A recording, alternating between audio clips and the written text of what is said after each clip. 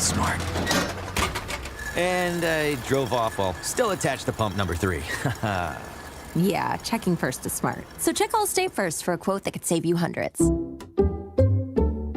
Potential savings vary, subject to terms, conditions, and availability. Allstate North American Insurance Company and affiliates, Northbrook, Illinois. I'm attorney Brian Ritchie. Big truck accidents can cause life-changing injuries, and life-changing injuries deserve life-changing money. I know big truck wrecks, and I know how to fight those big insurance companies. If you've been hurt by a big truck, contact us at ritchielaw.com. I'm on top of it. Broadcasting live from the Lenovo Studios. WCMC HD1 Holly Springs. 99.9 The Fan. The Triangle Sports Leader. I'm WRAL meteorologist Elizabeth Gardner. Mostly cloudy skies for this afternoon, but a bit warmer than yesterday with a high of 57. Overnight tonight, rain begins to fall. We'll see an overnight low of 50. Tomorrow is a WRAL weather alert day. It's likely to be a wet, messy morning commute, and then another round of rain comes in later in the afternoon and evening with a high of 60 degrees. Weather update brought to you by Blue Shark Vodka, the world's smoothest vodka. Pour Blue Shark Vodka at all your events to lift everyone's spirits. Blue Shark Vodka, the shark that doesn't bite. 3 o'clock check of your money. Dow Jones up 302 points to 49,476.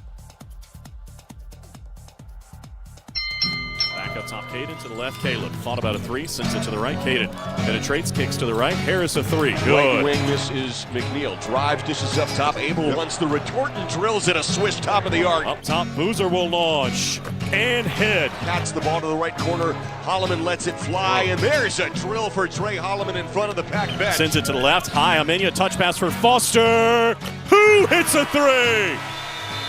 A fitting into a dominant first half. Drive with Tim Donnelly on 99.9 The Fan. The Drive with Tim Donnelly here on 99.9 The Fan. What's going on, everybody? Happy Wednesday to you. I'm Tim Donnelly. Dennis Cox producing the show.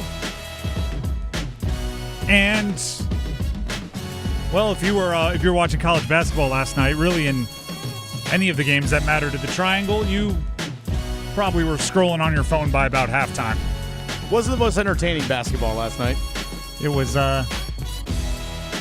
something, I'll tell you that much.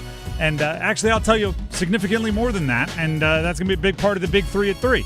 So let's jump right into it. This is the Big 3 at 3 here on The Drive.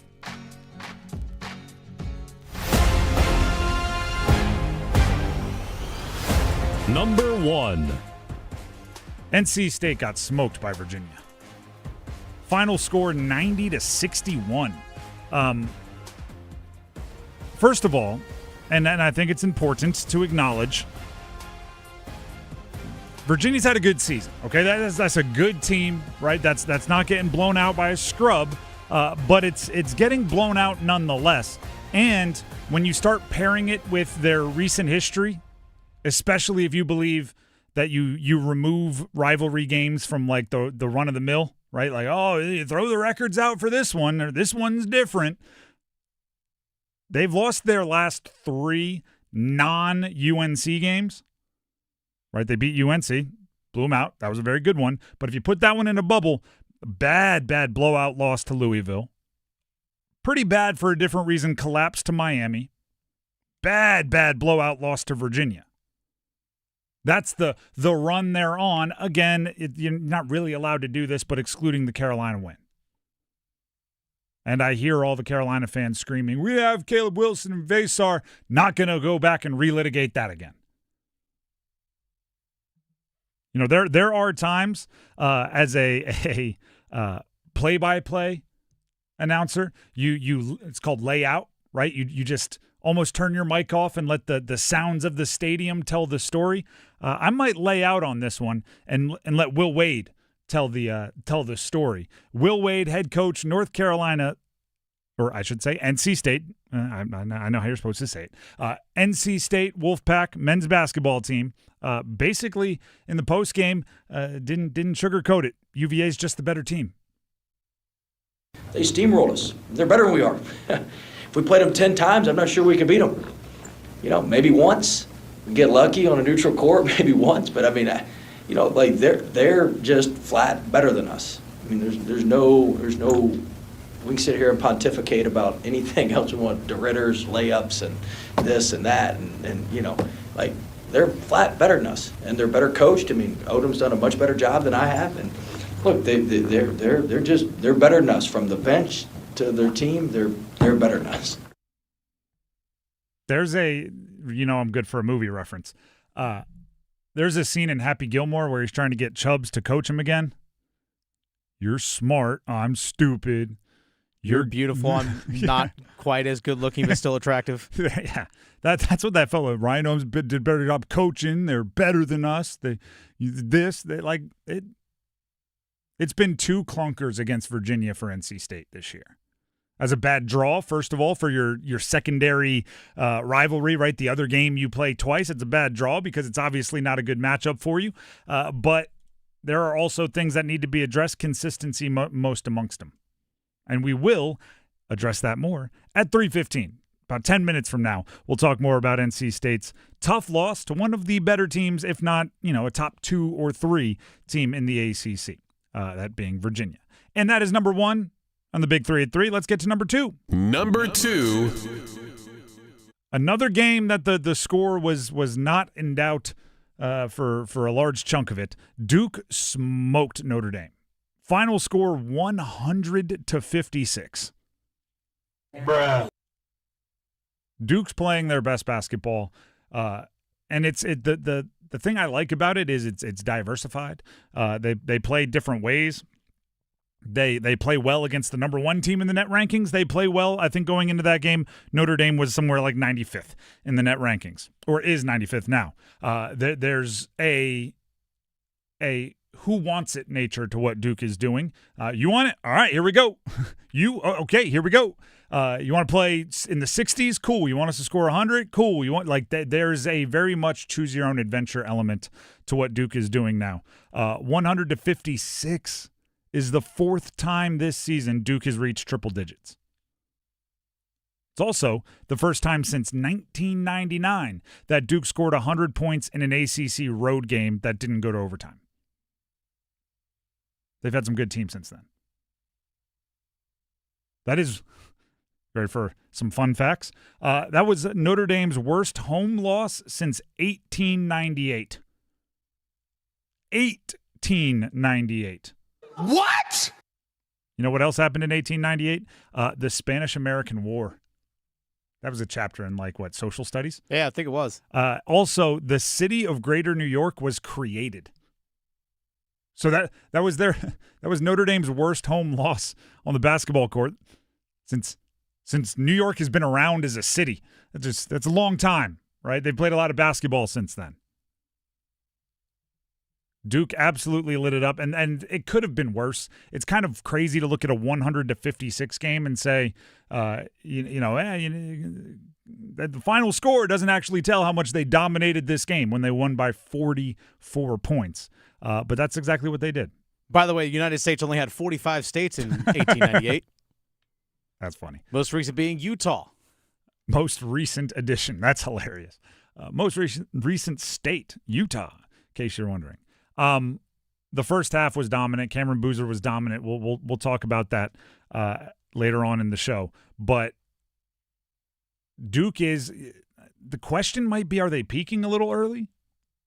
Right? With the Michigan win, now they're steamrolling teams like Notre Dame, who, by the way, if you listened to the show yesterday, I think we spent 7 total minutes previewing that game, and we did it 3 different times. So it's, 2 minutes and change for each one. And it was simply, you're playing one of the worst offensive teams in the ACC who doesn't have their 2 leading scorers because they were out with injuries, and you are the best defensive team in the country by a lot of measures. So this one, not expected to be close.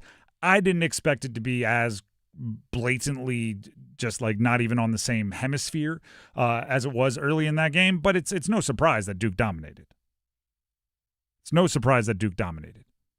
It's kind of a don't play with your food situation where they just went out, ended it early, and then they got to coast. They got to put in the guys at the end of the bench. Darren Harris got to have a big day, who's a former pretty high recruit who doesn't get much run for Duke, so they got to have a little bit of fun. But that's because they handled their business early against a Notre Dame team that is reeling. We'll revisit that one about 3:45 today on the show, so stick around for that conversation. But now we jump to number 3. Number 3. Carolina Hurricanes are back. First of all, they're back tomorrow on the ice for a game. But they're going to have a morning skate tomorrow, practicing today. And here's the news that I think everybody is most excited for. Jacob Slavin back from the celebrations and everything that come with winning a gold medal. Aho back from winning a bronze. Jarvis back from winning a silver. Freddie Anderson and Nikolai Ehlers have been back for a little bit now from their participation in the Olympic Games with Denmark. Everybody back, everybody practicing, everybody's ready to go. You made it through an Olympics, which I understand everyone is excited that your team goes to, but I guarantee you GMs and owners and front office and trainers and coaches watch with a little bit of a please just don't get hurt, don't get hurt, don't get hurt. And while everybody didn't make it out without injuries, Sidney Crosby, Mikko Rantanen, like some dudes got hurt. Crosby's out for at least 4 weeks. Crosby 4 weeks. They said Rantanen, which at least 2. Yeah, they're saying counting weeks, not days. But people in Raleigh and the Triangle will play the sad song on the world's smallest violin for him. But you never want to see anyone get hurt. The Canes have made it back. And while they might have bumps and bruises and they played physical games, they're back and they're expected to be available and healthy, which is exceptional news coming out of the Olympics. And then I'll turn that into this. I think the early part of this return is when they're going to be the healthiest they've been all year. Right early on in the season, right before the season started, Slavin had already been kind of dealing with something. Chatfield had already been kind of dealing with something. And then by the time they were making their returns, other guys were dealing with something. Some didn't get over it fully and were trying to play through it. But with 3 weeks off for most of the team and the guys that went to the Olympics at least dodging the big uh-ohs, this is the roster replacing, I guess, maybe Pyotr Kochetkov with Brandon Bussey. This is the roster that the front office and the coaching staff envisioned when they put it together this offseason. Yeah.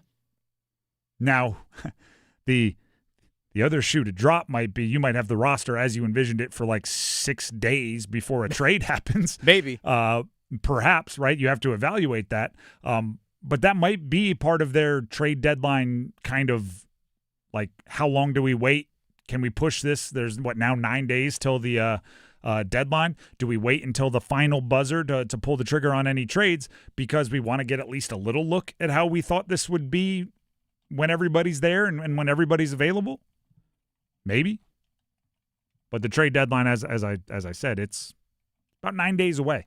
That is not a lot of time in the hockey world, especially when the NHL games are just starting up today and Canes don't get started until tomorrow. But it's still good just to say. It's good just to know. They're out of practice? Awesome. Morning skate tomorrow? Great. It's just good to hear. Haven't heard it in a while. The drive would we get to root for Seth Jarvis again? That's true. Yeah, finally. And it's not like a backhanded, like, well, if he plays okay, it's all right, but I hope he loses. Like, no, we just get to be all in back on the right side with Jarvis, the correct side with Jarvis. The Drive with Tim Donnelly, 99.9 The Fan. That is the big 3 at 3. There is more that needs to be said and more that has already been said by Will Wade about the NC State loss last night to Virginia. We have the audio from the coach after the game and more breakdown coming up. Life's great stories are built on yes and. Yes to the big game and the private suite. Yes to the beach and sailing offshore. Yes to traveling the country and exploring new ones. With the new Millionaire for Life from the North Carolina Education Lottery, you can say yes to $1 million now and every year for a lifetime. Millionaire for Life. Winning is just the beginning. Drawing 7 days a week. Must be 18 to play. Approximate overall odds of winning are 1 in 8.47. Problem gambling helpline 877-718-5543. It's Heart Month. I'm Tim Donnelly, and I'm here with Dr. Andrew Sampson of Wake Med Heart and Vascular. Doctor, in simplest terms, what exactly is a heart murmur, and how do you know if you have one? So a heart murmur is just turbulent blood flow going through the different chambers of the heart. It can be completely benign, something that has no effect on your health, or it can be due to a heart valve that works inappropriately or incorrectly.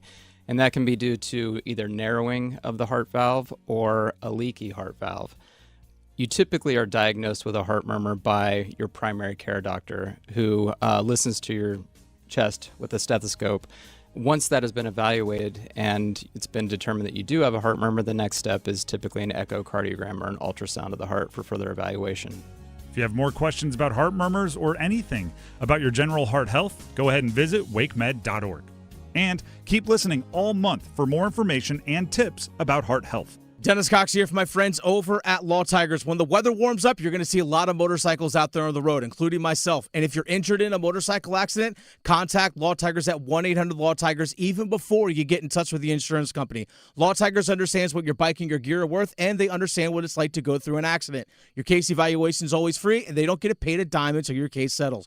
Call 1-800-LAW-TIGERS, North Carolina's motorcycle injury lawyers. Law Tigers is a network of independent law firms who are members of the American Association of Motorcycle Injury Lawyers. Law Tigers is not a law firm. We didn't move the ball. We couldn't get clean looks, and the clean looks we didn't hit.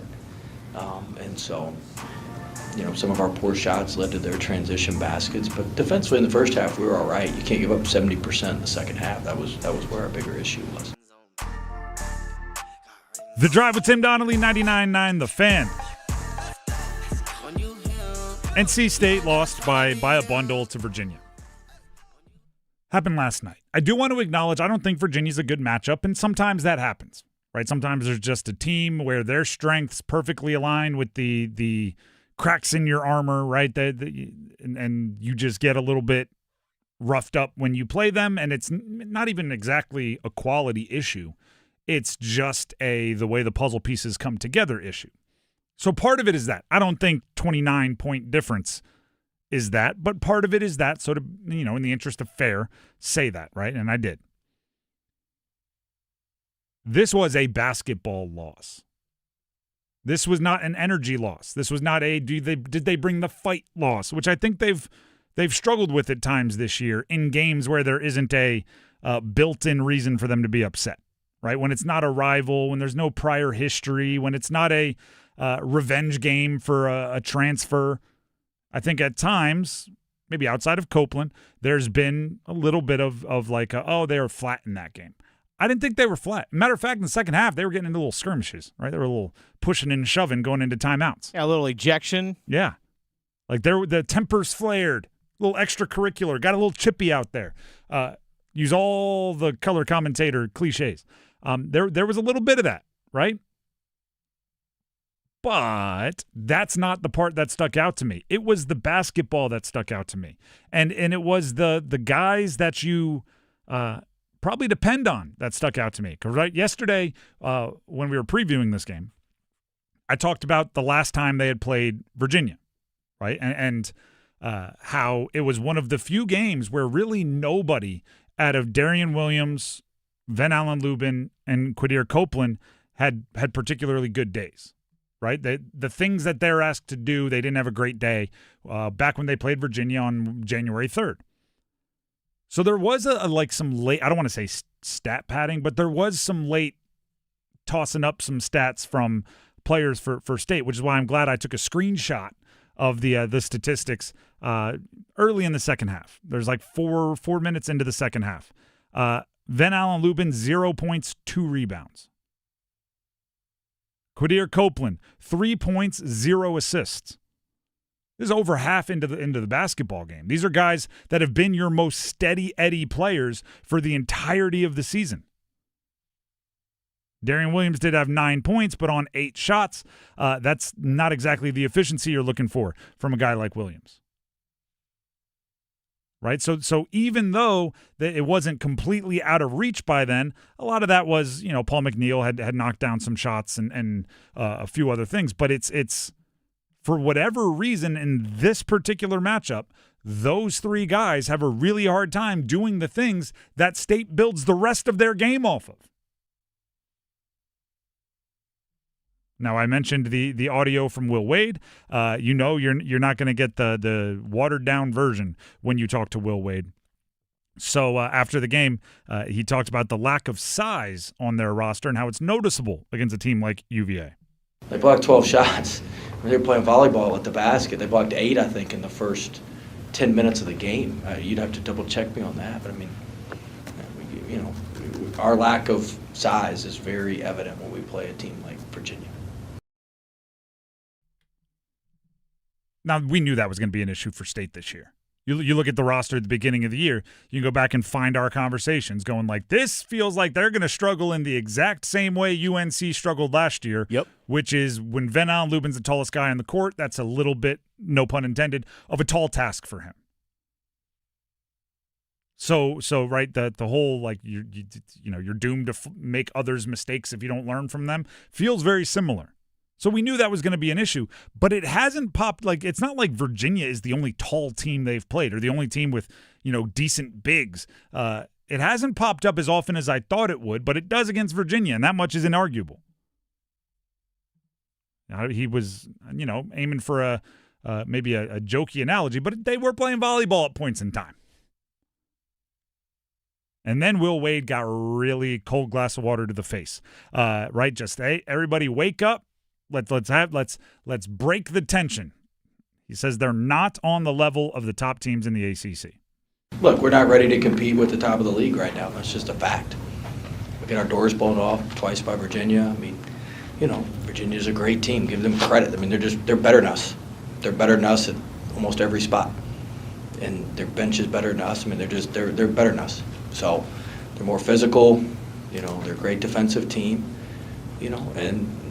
Got to give Virginia credit. I mean, it's 2 games we've played against them, and they've basically gone the same way. That's a credit to them. And so, we're not at that level. That is, I want to say, the first time he said that concretely.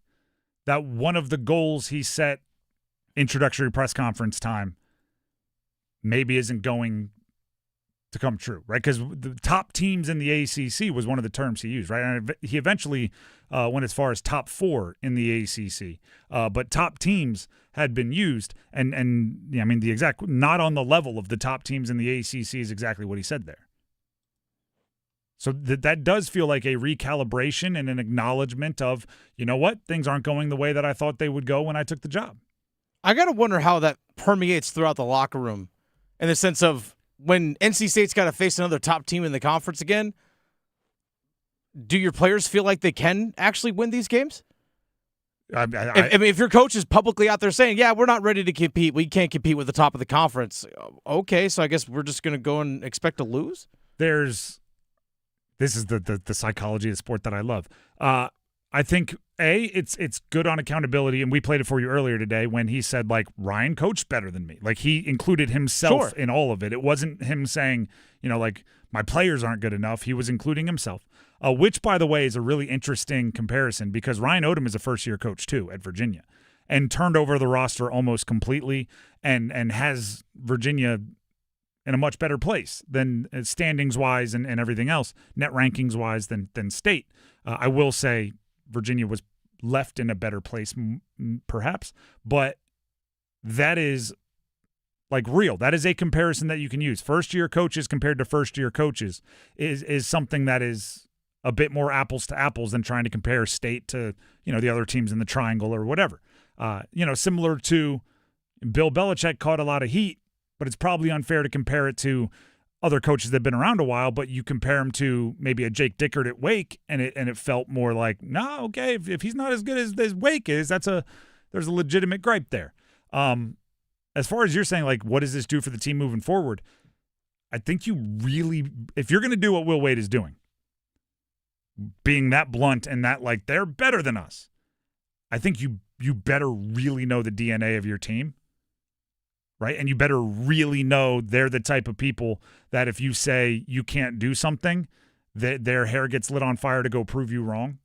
Right? Because I think a lot of – I'll use quarterbacks because I played quarterback and I'm always studying the personalities of quarterbacks. I think a lot of quarterbacks, if you draft a first rounder to replace them, they go in the tank, they get mad, they feel like you don't like them anymore, and they don't play well. The Packers drafted a first-round quarterback to replace Aaron Rodgers, and he won back-to-back MVPs.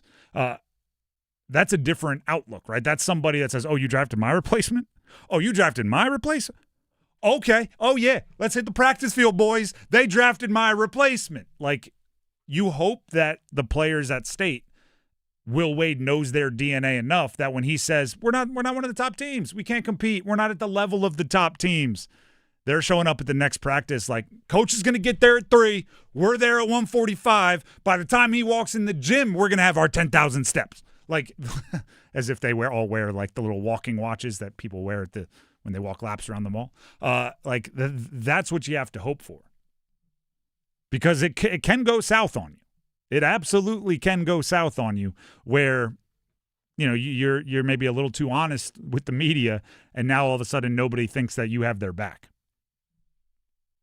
I mean, they lost 3 of their last 4 games, and all of the 3 losses for different reasons are pretty backbreaking. Right? That Louisville game where Michael Brown Jr. went bananas, that's kind of like did any of y'all try to stop him? Like, you just keep losing the same guy? He's going to take the 3, and it's probably going to go in. Like, that's frustrating for that reason. The Miami loss was frustrating because you were up by 7 with like 2 minutes left, and you couldn't put it away. There is the Carolina win, and that one is going to be a good memory for everyone State involved. But this one was frustrating because it's a team you played before, and your dependables, the players you bank on, weren't bankable. And that's always a tough one, right? When your role players are looking around going, when are you guys gonna when are you guys gonna do the thing you do where we get to play off of you, and it doesn't happen, or it happens way too late, that becomes an issue. So we'll see. How much does Will Wade know his squad? Which, by the way, some of these guys he knew at McNeese, some of them he met right before the season started. It's not like, the coaches that I played with, because I was at a school for 4 years, they knew me very, very well by like junior, senior year, right? They could pull the strings, push the buttons that would fire me up or calm me down, right? Like they knew what was going on there. I don't know if they would have been able to do that my freshman year. It's different. But that's also the way college sports goes. Nobody has 3 years of experience with the same coach and players anymore. That's blasphemous. The Drive with Tim Donnelly, 99.9 The Fan. It's getting faster in college. Used to be 4 years. Now it's 1, maybe 8 months that you have with a coach before you're on to the next. The Drive with Tim Donnelly, 99.9 The Fan. Speaking of time, didn't even do that intentionally. Bailey's Fine Jewelry, and more importantly, more specifically, I should say, the Fox and Bailey Watch Shop located inside Bailey's Fine Jewelry at their Village District location has a unique relationship with time. A luxury timepiece says a lot about time. You look at your watch, it tells you the time.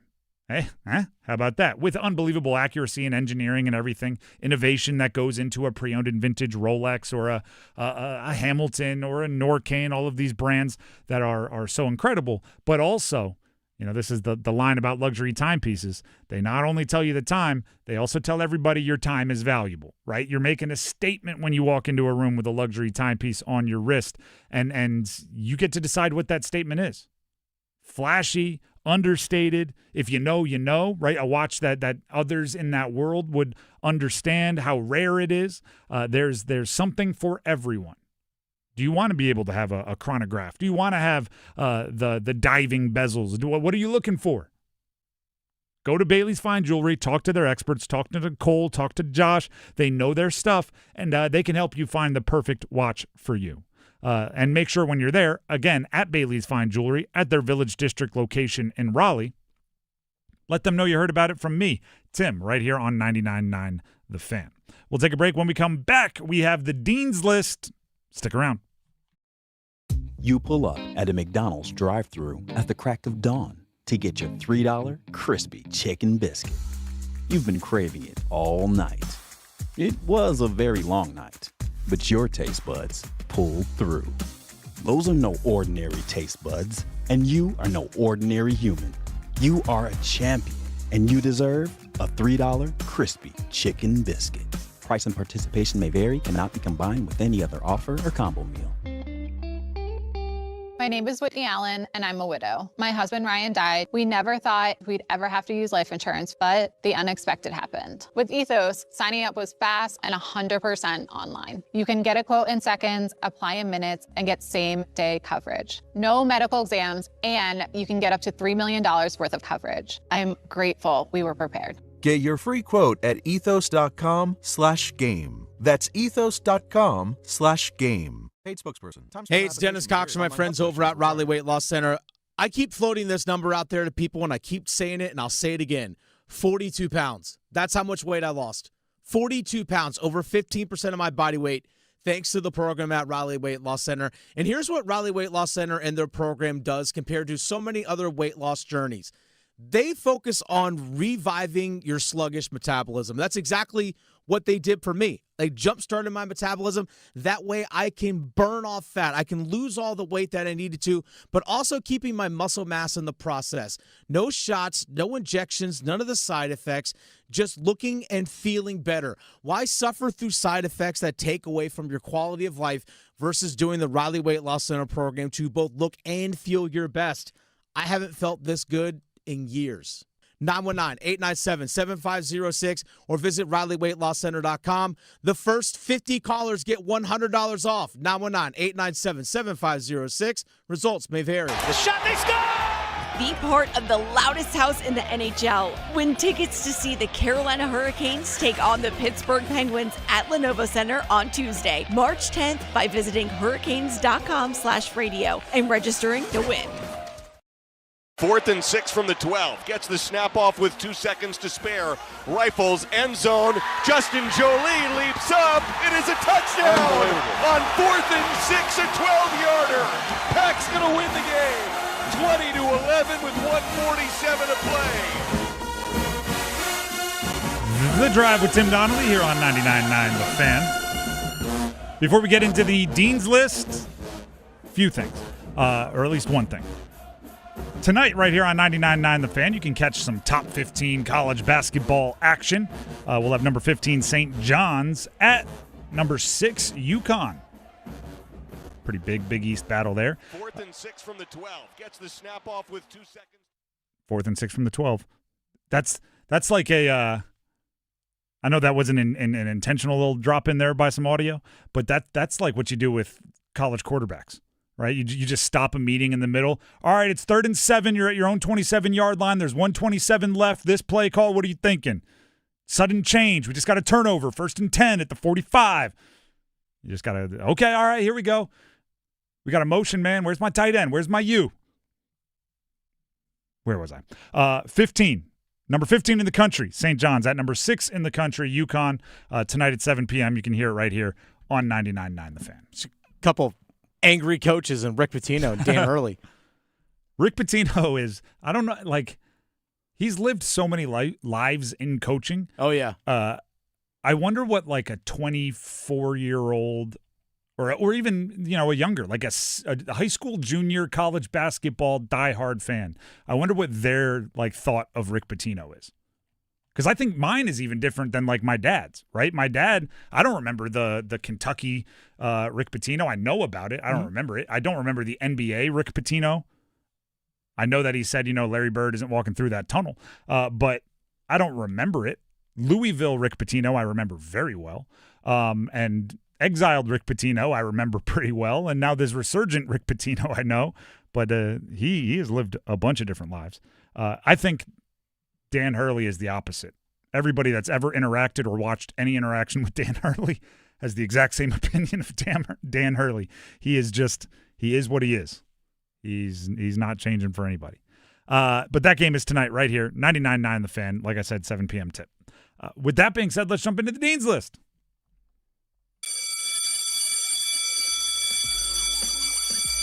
All right, I have a wide variety of Dean's Listers here. But actually first, this is following up borderline a correction, not on our part, but a correction that I think needs to be made on a winner and loser from earlier this week, and also someone who has been a recent Dean's Lister. I think it was a loser earlier this week that Kenneth Walker, former Wake Forest running back who finished his career at Michigan State and was Super Bowl MVP with the Seahawks. And I talked about how it looks like he's going to leave the Seahawks in free agency. They're going to let him walk. And I referenced that the GM told everybody at the parade, like, Kenneth Walker's asking for a contract out here already doing, some negotiations, and we're going to try to bring him back, or whatever the thing was. Well, Greg Bell, who's a Seahawks beat writer for the Tacoma News Tribune, tweeted this out. General Manager John Schneider of the Seahawks at the NFL Combine spoke about Seahawks Super Bowl trophy event and saying that Kenneth Walker was having contract talks there at the stadium. This is the quote from Schneider. Yeah, I lost it. I got nervous talking in front of all those people. Ken's like, what are you talking about? I totally made that up. So he went up there and said, Kenneth's already asking for a contract and we're negotiating and everybody.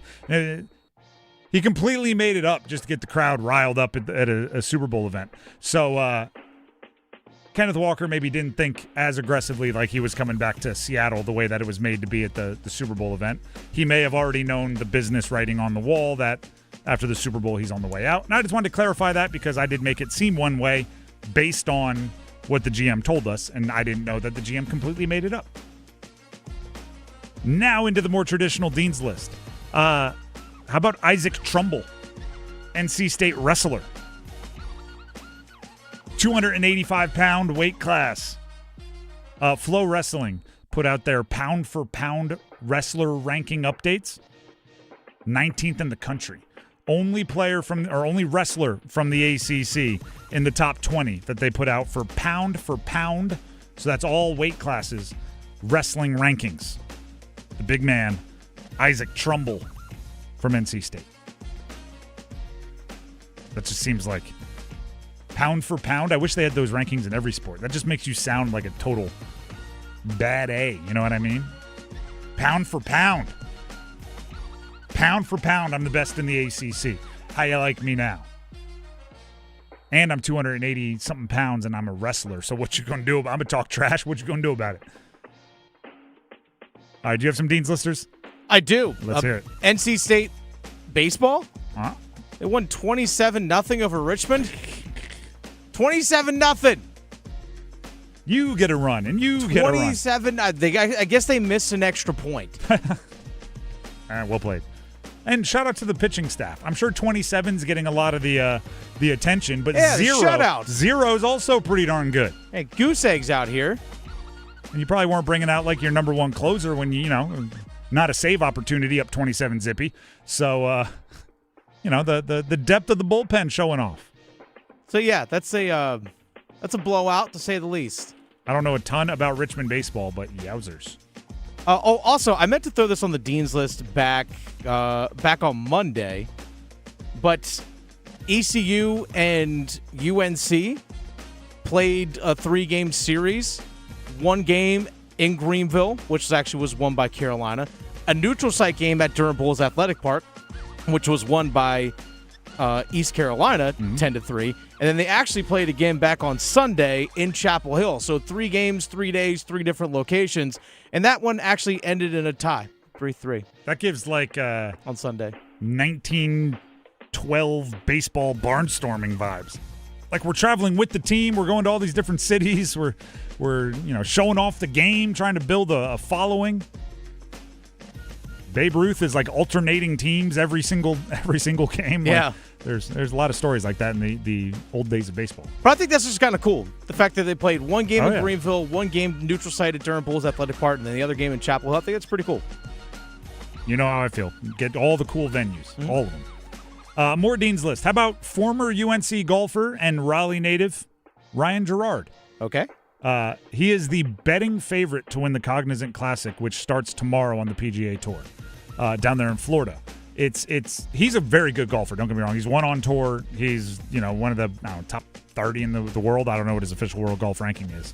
But being the betting favorite going in shows that everybody's kind of noticing. He's playing really well right now, and it's not the best field. A lot of the top guys not playing. It's not like he's favored over Scotty Scheffler or something like that.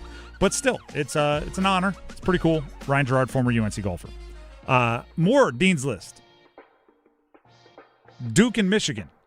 Have you seen some of the numbers around the game they played on Saturday and the viewership?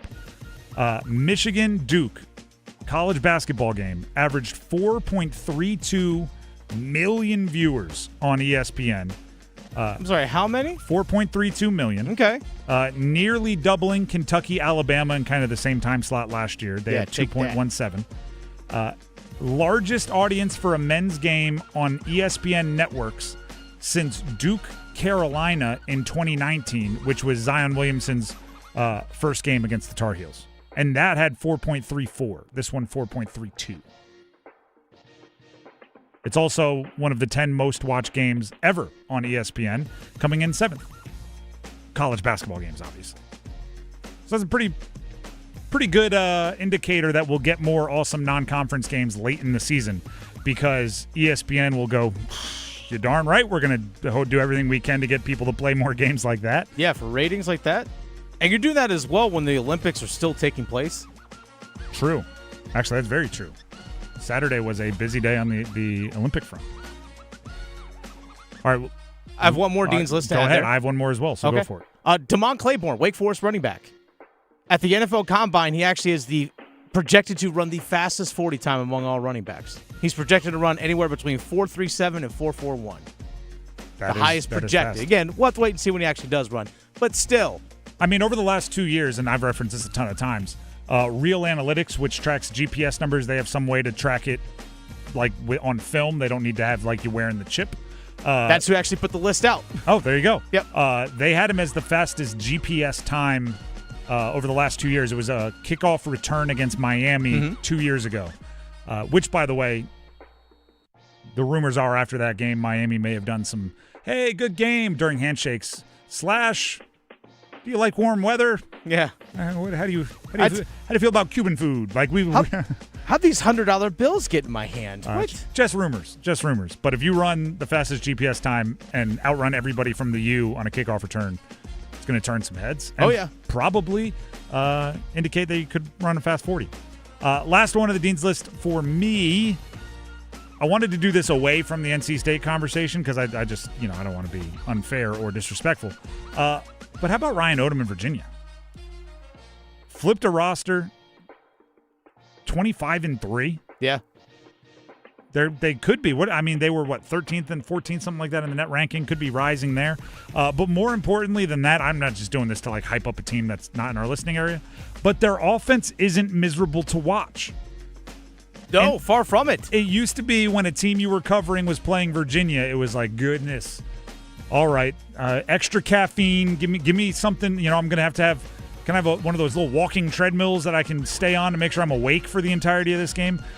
I know State didn't love it, but at least it wasn't 42-37 with 6 minutes left in the game. Oh, Virginia scored 90 last night. Yeah. So, I give him a Dean's List for making Virginia watchable. The drive with Dean's List. The drive with Dean's List. The drive with Dean's List, yes. See, Virginia scores 90 and everything just goes haywire. The drive with Tim Donnelly here on 99.9 The Fan. That is the Dean's List. That's the order those words are supposed to go. And now, Tim Donnelly here for Miller Lending. I'm going to do my best to put these words in the correct order because it's important that you know them. Tim Donnelly here for Miller Lending, where Miller Lending understands timing is everything, right? And you wish that you could wait. Oh, rates dropped a little bit. Interest rates dropped a little bit. I'm going to wait. They're going to keep dropping. I don't want to lock it in now because what if they keep dropping? What if they keep dropping? What if they keep dropping? And then what happens? You wait, and they spike, and you go, why didn't I lock them in before? I should have. I could have. Because nobody knows what the market's going to do tomorrow. Nobody knows what the market's going to do in a month. But what Miller Lending knows is that with a no-cost loan, something they've been offering for decades, Gordon Miller's been offering them since the 80s. With a no-cost loan, you can lock in your rate now, and if they keep dropping, rather than being mad, oh, I locked it in last month and now they're lower, be excited. I'll take a refi, no-cost refi, right? No closing cost. All those hidden surcharges and fees, nope, gone. I will just get the lower monthly rate, lower monthly payment, please. And do that as many times as the rates keep dropping. Do that as many times as you need to have the lowest rate. There are people around the the area that have used Miller Lending, they may have locked in a rate, up near 8, 2.5 years ago. They've probably refinanced 2 or 3 times by now to get the rates that are out there today with none of those closing costs and fees that make you scared to refi. It's all happening at Miller Lending, and they would love to explain to you more. They would love to answer the questions that you have. So give them a call, 919-447-3377. That's 919-447-3377. Or visit them online, millerlending.com. Easy to remember, millerlending.com. Miller Lending is an equal housing lender, and MLS number 250-2146. We will be back with a Duke basketball destruction of Notre Dame last night. Stick around. Canes hockey is back, and there's nothing more refreshing than an ice-cold Surfside to enjoy while you cheer on your Canes on the ice. Surfside is only 100 calories, 2 grams of sugar, and 0 bubbles. That's right, no carbonation, so it's easy to sip and enjoy. It's not a seltzer, it's Surfside, official hard tea and lemonade of the Carolina Hurricanes. Sold in arena and at bars, restaurants, and stores near you. Must be 21. Please drink responsibly. If you or anyone you care about is facing a family legal matter, call Cordell and Cordell today at 1-855-GET-LEGAL or visit CordellCordell.com to schedule your consultation. There's a lot on the line in divorce. This is Joe Cordell of Cordell & Cordell, the largest family law firm in the country, with over 35 years of helping clients navigate divorce. But being big doesn't mean less personal or less local. Our attorneys live and work in your community, and as neighbors, they understand the challenges your families face. Divorce touches all areas of your life: your home, savings, retirement, and of course, kids. So when you find yourself facing divorce, you need a partner you can count on. Visit CordellCordell.com to schedule your consultation. If you or anyone you care about is facing divorce, contact Cordell and Cordell today. With over 100,000 clients served, we understand the challenges you're facing on a personal level. Call Cordell and Cordell today at 1-855-GET-LEGAL. That's 1-855-GET-LEGAL. Joseph Cordell, licensed in Missouri and Illinois. CordellCordell.com. Time is valuable. That's why Lowe's Blueprint Takeoffs turn blueprints into quotes faster. Bring us your plans, and we'll generate itemized material lists to make quoting easier so you can get back to building. Plus, at the Lowe's Pro Desk, you get access to thousands of building materials not sold in store. And when your order's ready, we'll deliver everything to the job site. Improving is easy at Lowe's. Hamenya and Boozer playing catch up top. Caden sends it to the right. Darren Harris, a baseline drive right by Muhammad. Put it off the window. No, trying to get his own rebound. Deflected, came to Brown. Now to the left corner. Hamenya hits a 3. Nicholas Hamenya with 6 here in the second half. 90-48.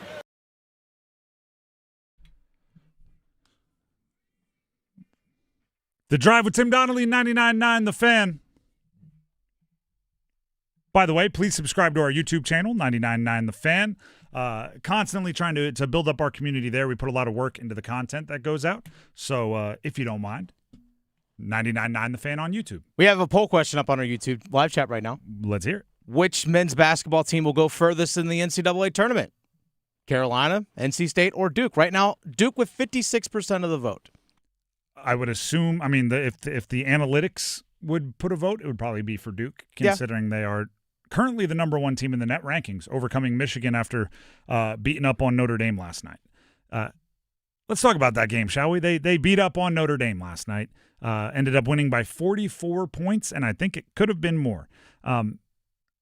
It was such a dominant early, I don't even know, like a emergence bursting out of the opening tip, whatever you want to call it. At halftime, this was a legit competition between Notre Dame and Cam Boozer.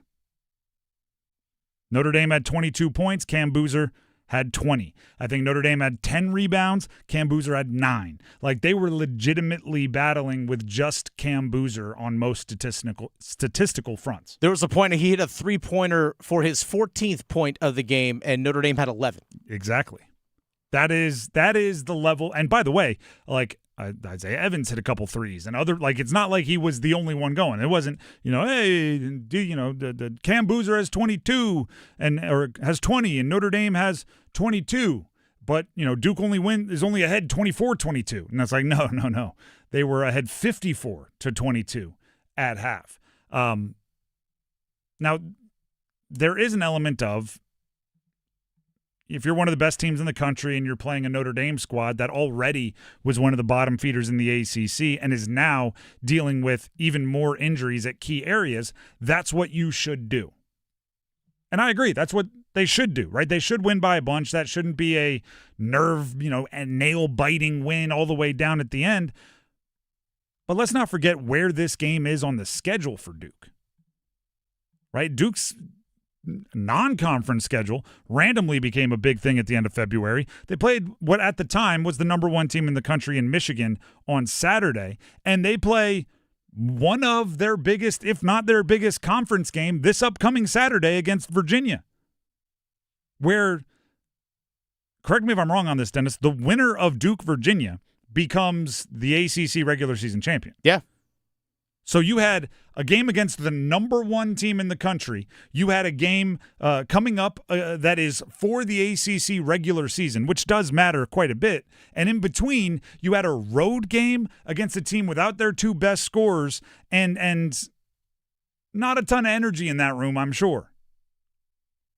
And you did not, meaning Duke did not play with their food at all. They did not come out flat. They did not come out like, hey, we're just going to show them our cool Duke player exclusive shoes and our cool Duke logo, and they're just going to roll over and hand us the game. They went out and made sure early on that they set the tone, and they won. And I think that's one of the – I'm sure there's an analytic out there for it because there's an analytic for everything. But I think that's one of the eye test things that I take into account a ton when judging how good a team is really. Do they look different against the teams that they like everyone would be hyped up to play than they do against the run-of-the-mill conference roster, conference schedule fillers? Because if you show up and you look like the same quality of team against Michigan, in D.C., in the Wizards building, and then you come back a couple days later and you look like the exact same team at Notre Dame with very little on the line against a team that's wounded, that tells me the mental side of your competitors is where it should be. I think there's especially when you get a younger team together. And Duke, while they compete with and they have a lot of the same like new production as these other teams that bring in a bunch of transfers, they didn't. Right? This is a lot of freshmen they're depending on. Right? You look at that stat sheet for Duke, and obviously there's a couple of boozers, but Dame Sarr, right, freshman, Isaiah Evans, sophomore, Petra Gungba, sophomore. Those are the vets in the starting lineup. Sophomores that didn't play much the first half of last year. Caleb Foster, also a vet. He's been around a little bit longer. But there's Hamania, there's Caden Boozer, there's some young guys that they depend on, and they appear to be. This used to be a compliment. Now it's just a fact. They handle things like professionals. It used to be in college basketball, if you said, like, oh, that team's professional, it was like this big – now it's like, well, they actually, a lot of them are getting paid 7 figures. They're quite literally professionals, and that's how they should be handling things.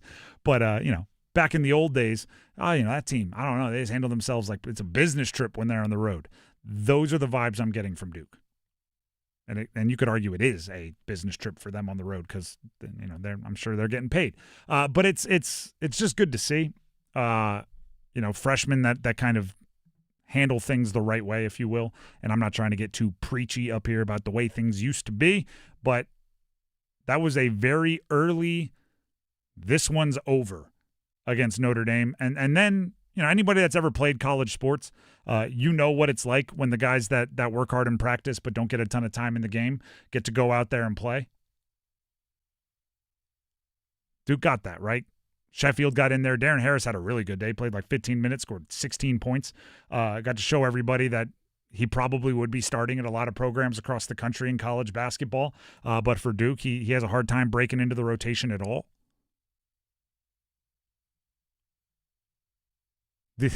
There used to be a speech our offensive coordinator would give our team.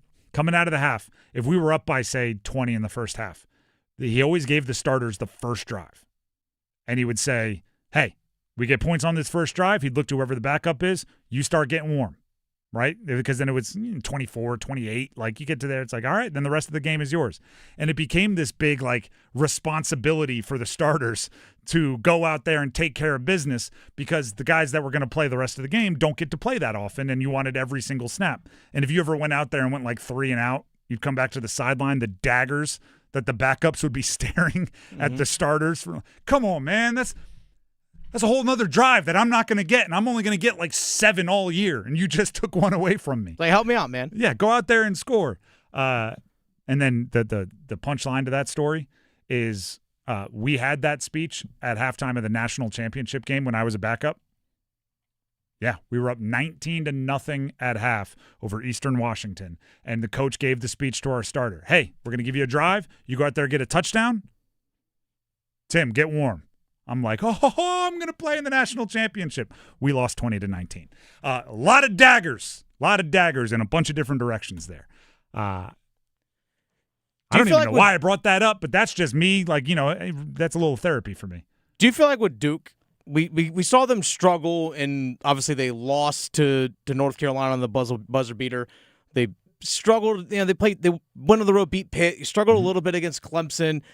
But since then, obviously there's the big blowout win against Syracuse where it's like, okay, their offense actually looks like it's going. Then you had a tough, grinded-out win against Michigan. And they had the offense clicking again against Notre Dame. Again, not the toughest of competition. Do you feel like Duke is peaking at the right time? In terms of actually finding their stride. Obviously, if they're peaking right now, it's a skosh early. Peaking, it means in the act of peaking, not peaked. Peaked is past tense. It's different. The question is how much, like if they're on, like let's say they're on the summit, the upslope. They are going up. If there is still enough up that they're going up for another, I mean, if you talk about the games they want to win, it's April. You know what I mean? There's still a good amount of time because they count banners and things like that. Yeah. It depends how much upslope there still is. They're playing really good basketball right now. They are. The last 2 games combined, actually, I'd go last 4 games. The Clemson game, Syracuse game, Michigan, Notre Dame have showed everything they can do from defense, offense. Obviously, Cam Boozer's involved in a lot of this.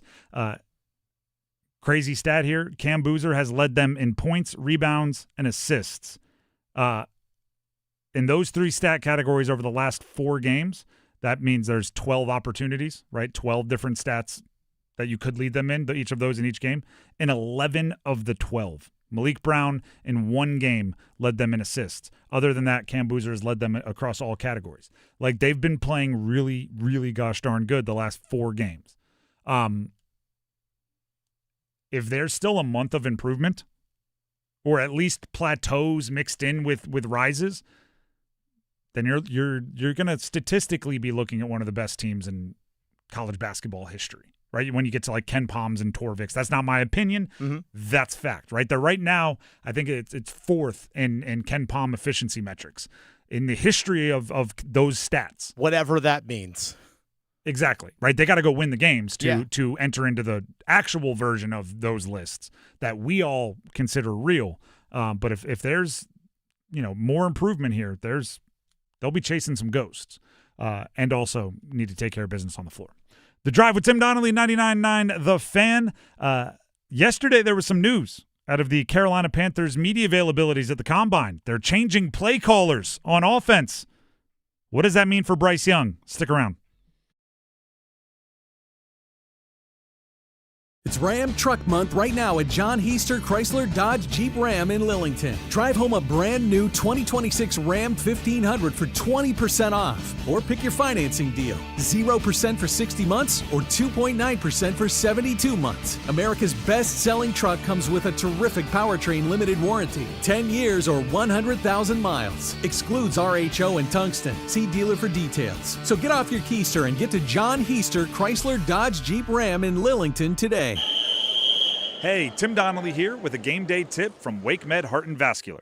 Each year, smoking causes more than 480,000 deaths in the United States. That's nearly 1 in 5 deaths. Those aren't odds you want to play with. Don't put off kicking the habit. In just 1 year after quitting, a person's risk for coronary heart disease decreases by half. Learn more about how you can quit and get started today, plus other ways to care for your heart at wakemed.org. Wesley Financial Group is not a law firm, and Chuck McDowell definitely not an attorney. This is Chuck. If someone talked you into buying something really silly and you want to get out of that silly little thing, my advice, get the facts. Call me and I'll send you our timeshare exit kit absolutely free. Inside, you'll learn how timeshare works and all your options for cancellation. Call Wesley now for your free exit info kit. 800-290-7100. That's 800-290-7100. Jackson Hewitt knows taxes are complicated, and with multiple jobs and tax forms, they're like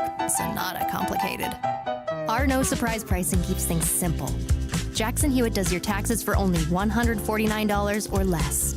And since we know all the new tax codes, you could get thousands back. So what are you waiting for? Hurry. File with Jackson Hewitt today for only $149 or less, guaranteed. Limited time offer for new clients on federal returns. Participating locations only. Terms at jacksonhewitt.com/149. I'm attorney Brian Ritchie. Workers' comp can be tricky, but my law firm will be on top of all the complicated paperwork and sneaky deadlines so that all of your I's are dotted and T's are crossed. If you've been hurt on the job, I'm on top of it. Contact us at ritchielaw.com. Broadcasting live from the Lenovo Studios. WCMC HD1 Holly Springs. 99.9 The Fan. The Triangle Sports Leader. I'm WRAL meteorologist Elizabeth Gardner. Looking at a high of 57 this afternoon. Definitely a warmer day than yesterday, but it's also cloudier. We'll see rain developing overnight tonight with a low of 50 degrees. Tomorrow's high is mild at 60, but it will be rainy on and off, especially to start the day and then into the evening and overnight. We should see a good soaker. 4 o'clock check of your money. Dow Jones up 307 points today to 49,482.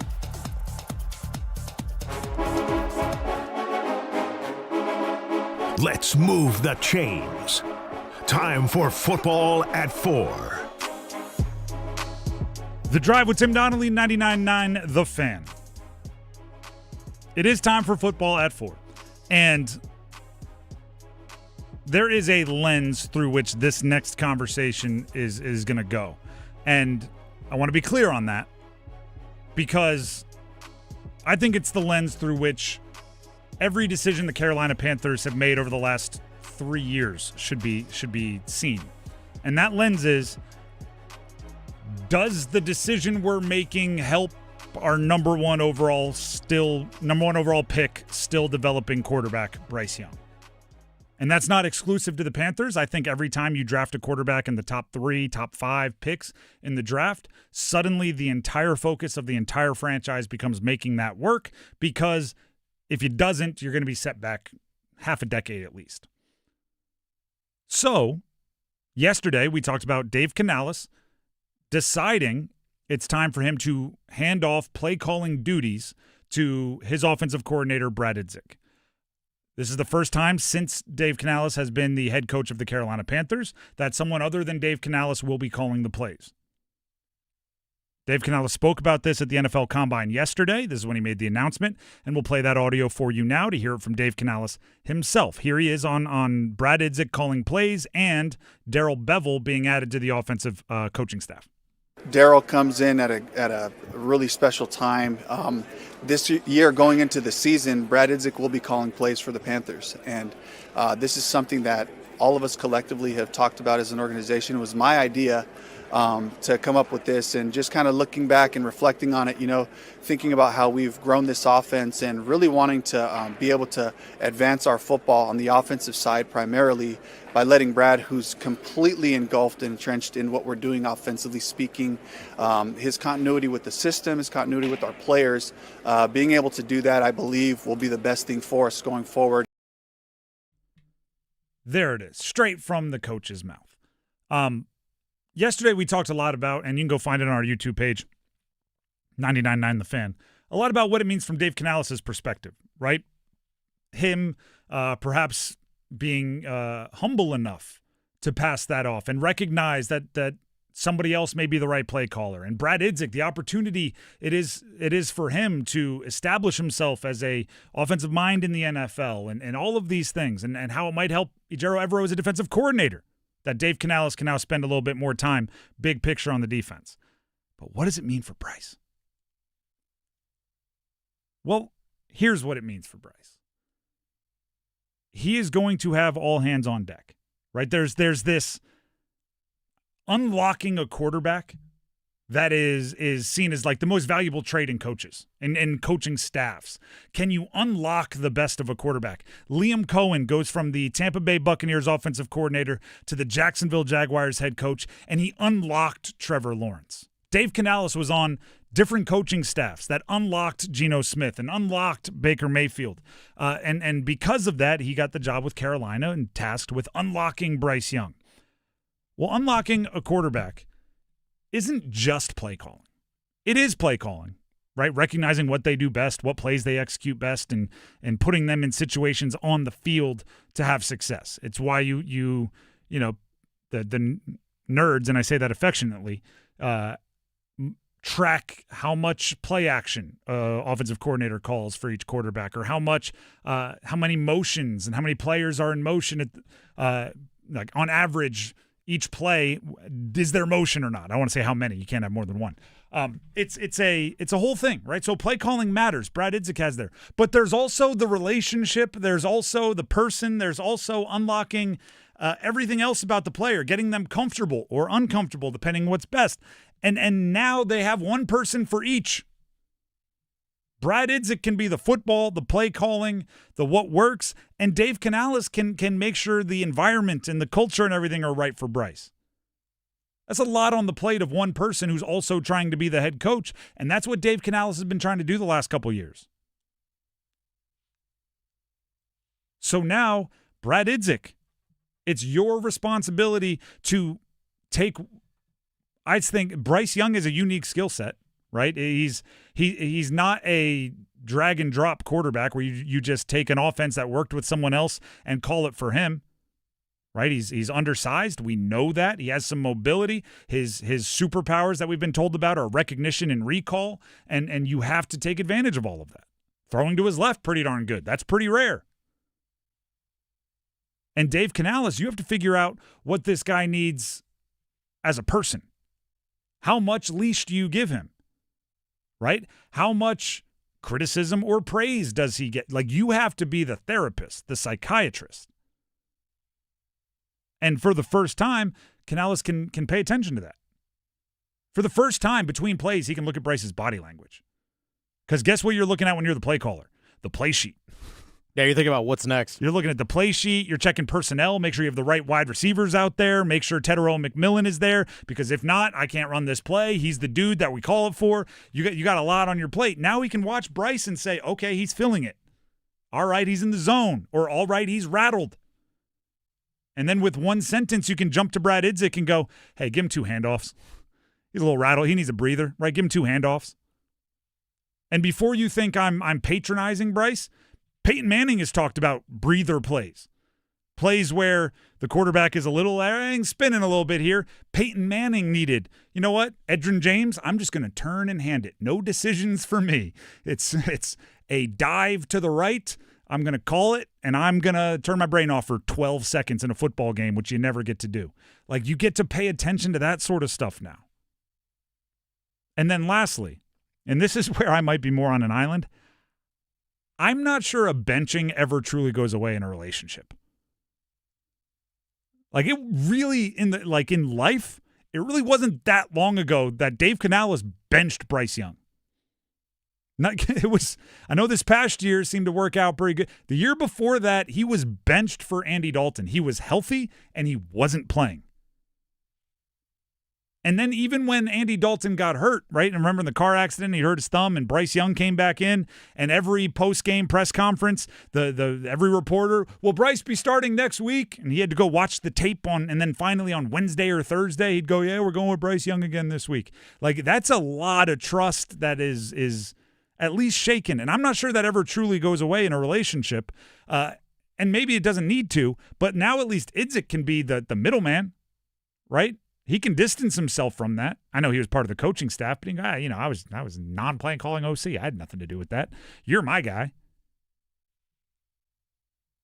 And that, actually, Dennis, as a former coach, I don't know if you had position coaches and things.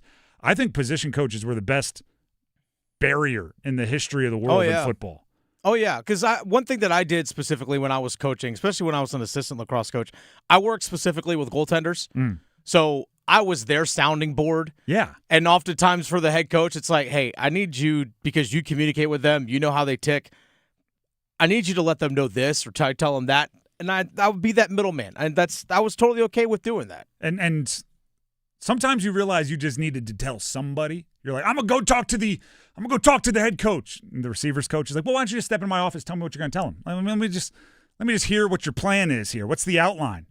And then you go on and on and on and on, and then you're like, you know what? I think I would have regretted saying all that to the head coach. I'm gonna go to the weight room. I'll be back in a little bit. I'm gonna go move some weight, get some of this steam off, and be back. That is, or could be, I should say, a role that Brad Idzik could play. And there really was no buffer there before. If Bryce didn't like a play call, he pretty much had to tell the head coach of the entire team, the guy that benched him the previous year. That's an interesting relationship that I don't know if you want to explore every time you don't like a play call in the middle of the second period of a game. Brad Idzik did also speak with the media yesterday after the news was made was revealed by Dave Canales that Idzik would be taken over, and he was asked how him taking over as play caller could impact Bryce Young. I think it's just the constant, I'm there. I'm there in the meeting rooms. Dave, when you're the head coach, you get pulled away for you guys. You get pulled away for a bunch of different things that you have to do as the head coach. But just being in tune and in touch with all those small moments that happen throughout the day, I'm there for him. And we've had a great dialogue throughout the seasons as they go, and then throughout this offseason, really his evaluation of it all, and just continuing to invest in that relationship. I'm really looking forward to that, and just looking forward to just being there for him and hearing all those things and getting it applied as fast as possible to what we're trying to accomplish. I like that answer. I'm there. I like that answer. And it's not, I want to be clear on this, it's not Dave Canales' fault that these things happened, right? He's a head coach. Head coach got to make tough decisions, right? If he thought it was best for Bryce and best for the team to bench him a couple years ago, he had to make that decision because he's the head coach and nobody else is going to make it. There's also the element of the assistant coach kind of gets to blame the head coach. I tell everybody, when my son's old enough and my daughter's old enough to play youth sports, I don't want to be the head coach. I want to be the assistant. Why isn't my son playing shortstop? Why are you always putting him in the outfield? Ma'am, sir, I'm just the assistant coach here. Head coach is the guy over there in the blue shirt. That's the one you want to go talk to, right? Like the head coach got to make the tough decisions. I'm over here just hitting pop flies for batting practice, for fielding practice. That's all I'm doing. Brad Idzik, to a lesser extent, can lean into that. I didn't bench you. He did. I don't know. That wasn't me. That was him. There's power in that. One last little bit here from Brad Idzik in the audio department. Brad Idzik on the process of him taking over as play caller, which is obviously pretty big for Brad. So Dave, a couple weeks after the season, we always do our recap. We go through with all the coaches and sit down and evaluate our processes, evaluate the roles that everybody has and what's best for us going forward. And he felt like this was the right time to do it. And I was just very fortunate to have a guy that believes in me. And for us, the benefit is it's not a big, it seems like a big change, but it really isn't, because I've been along, side of him the whole step of a way of his growth and being an offensive coordinator from Tampa to here. And that part's been fun. I think it's smart for him to try to convince himself it's not a big change. I think it is a big change. But you don't want him making, Everest out of a mountain. You want him to turn a mountain into a molehill, right? You want him to downplay it so it's a bit more easy to bite off and chew, if you know what I mean. The Drive with Tim Donnelly, 99.9 The Fan. Before we move on, and we have a blind ranking and Hurricanes and Cons with the Canes back tomorrow. That's coming up. But first, Dennis Cox has something he'd like to tell you. I do. Dennis Cox here real quick for my good friends over at Law Tigers. You feel the warm weather coming around, folks? I know it's been a little chilly lately, but the temperatures, the warm weather, the longer days, it's right around the corner. I can't wait to get back out on my motorcycle. Can't wait to get that thing out of storage. I know that a lot of people out there want to get out on the roads as well, and I actually want to let you know of an opportunity that you have a chance to get out on the roads on two wheels as well, because the Law Tigers are once again teaming up with your Carolina Hurricanes to give one lucky Caniac a custom Canes Ducati motorcycle, courtesy of Art Motor Garage and Shiny Side Paint. That's right, a custom Canes Ducati motorcycle. It's a V4. It's absolutely gorgeous. I've seen it in person. I want the motorcycle for myself. I can't have it, but you can. If you want to see the bike in person, swing by Art Motor Garage. They're located right here in Raleigh, or go to caniacsbike.com. You'll see pictures of the bike, but that's also where you go enter your chance to win. It's caniacsbike.com. caniacsbike.com. The bike will be given away on April 4th, live at the game on the ice, and it includes tickets in a catered suite as well. Deadline to enter, it's March 29th. People might think, oh, I got plenty of time. Don't wait, folks. It'll be here before you know it. Go to caniacsbike.com. Law Tigers is a network of independent law firms who are members of the American Association of Motorcycle Injury Lawyers. Law Tigers is not a law firm. The Drive with Tim Donnelly, 99.9 The Fan, plays some blind ranking. Coming up next. The Adam Gold Show. The Olympics are over. Jacob Slavin's a gold medal winner. Sebastian Aho won a bronze. Seth Jarvis won a silver. And now it's about the business of finishing this. The day job for Jarvis and Slavin and Aho, it's about winning the Stanley Cup. 25 games, 49 days. It is a gauntlet between now and the end of the season and the start of the playoffs. The Adam Gold Show, weekdays starting at noon on 99.9 The Fan. East Carolina University is building up to something big on March 4th. It's Pirate Nation's 10th annual Day of Giving. For one day, Pirates everywhere unite to support scholarships, research, healthcare, athletics, the arts, and more. Every gift supports a stronger future at ECU for our students and our state. Last year, we raised over $10 million. Now, let's set a new record for giving and make an impact in support of ECU. Pirate Nation Gives is March 4th. Visit give.ecu.edu to be a part of the big day for ECU. Finding great candidates to hire can be like, well, trying to find a needle in a haystack, but not with ZipRecruiter. Its powerful technology actively finds and invites qualified candidates to apply to your job. So while other companies might deliver a lot of hay, ZipRecruiter finds you the needle in the haystack. See why 4 out of 5 employers who post a job on ZipRecruiter get a quality candidate within the first day. Try ZipRecruiter for free at ZipRecruiter.com/free. That's ZipRecruiter.com/free. ZipRecruiter. Get in the zone, AutoZone. Welcome to A to Z Savings, our biggest sale of the year. Happy to be here. Can I get some rotors? Would you like brake pads with that? How much are the brake pads? Free with Duralast rotors. Free. Really? Really? Free. I also need some oil. Would you like an oil filter with that? Yeah. How much is that? Free with the oil. Free. Really? Really. Free. It's part of A to Z Savings with hundreds of deals. From A to free. Get in the zone, AutoZone. Ends March 9th. Restrictions apply. The shot, they score! Be part of the loudest house in the NHL. Win tickets to see the Carolina Hurricanes take on the Pittsburgh Penguins at Lenovo Center on Tuesday, March 10th by visiting hurricanes.com/radio and registering to win. Shopping with your parents can be embarrassing. Why would they sell jeans with holes in them? I'm going to speak to the manager. Mom! That hoodie is giving. You should get it. YOLO. Thanks to the Chase mobile app, your kid can shop independently while you keep an eye on their spending. So you can go from... We can be twinsies. ...to...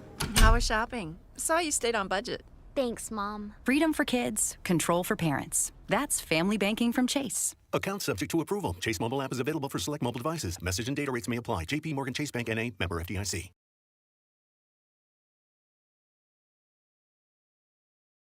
They'll win the draw. Jarvis will get to it. Now Aho. Sent that Jarvis shot. He scores! On the power play! Seth Jarvis puts the Canes up 2-1.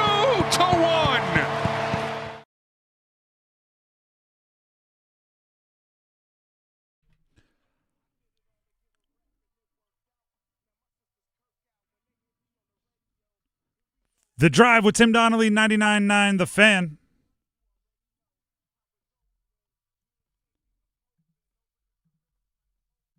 It is time, everybody. First of all, it's time for you to download the 99.9 The Fan app. Yeah, what are you waiting for? Google Play or App Store. It's completely free. No cost to you, and it's awesome. How about that? User-friendly, the live streams, the YouTube videos, the articles written, the blogs written, podcasts, giveaways that are sometimes exclusive only to the app and sometimes to the app and website. But That's true. There's some pretty cool giveaways that you're missing out on. Go to 999thefan.com. 999thefan.com and the 99.9 The Fan app. Like I said, available Google Play and App Store. Download it if you haven't done so already. And if you have done so already, take it upon yourself to find one person who hasn't and get them to download it. Maybe two. And we'd appreciate it, like I said. Personal favor.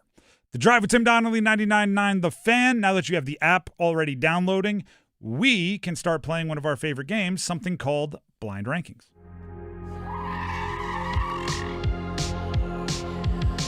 All right, Tim, this is a true blind ranking because before the show, I did not tell you what we're blind ranking today. I'm anxiously awaiting what the category is.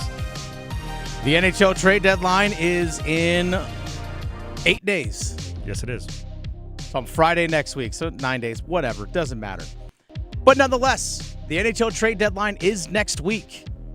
I'm going to blind rank these potential trade targets for the Carolina Hurricanes. Okay. All right? All right. Potential trade targets for the Carolina Hurricanes. Tim has to blindly rank them 1 through 5. Once the slot 1 through 5 is taken, he can't shuffle the order. He can't redo it. Truly a blind ranking here. I'm already...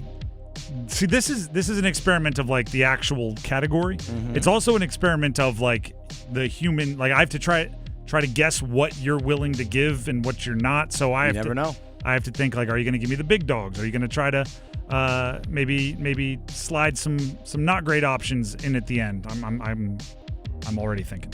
All right, let's start off with Nashville Predators center Ryan O'Reilly. Ryan O'Reilly, it's a player that's talked about quite often. Mm-hmm. Is probably more of the, I don't want to say cheap, but when you get to like the super crazy big names, their price is super crazy big. O'Reilly, his age drives it down a little bit.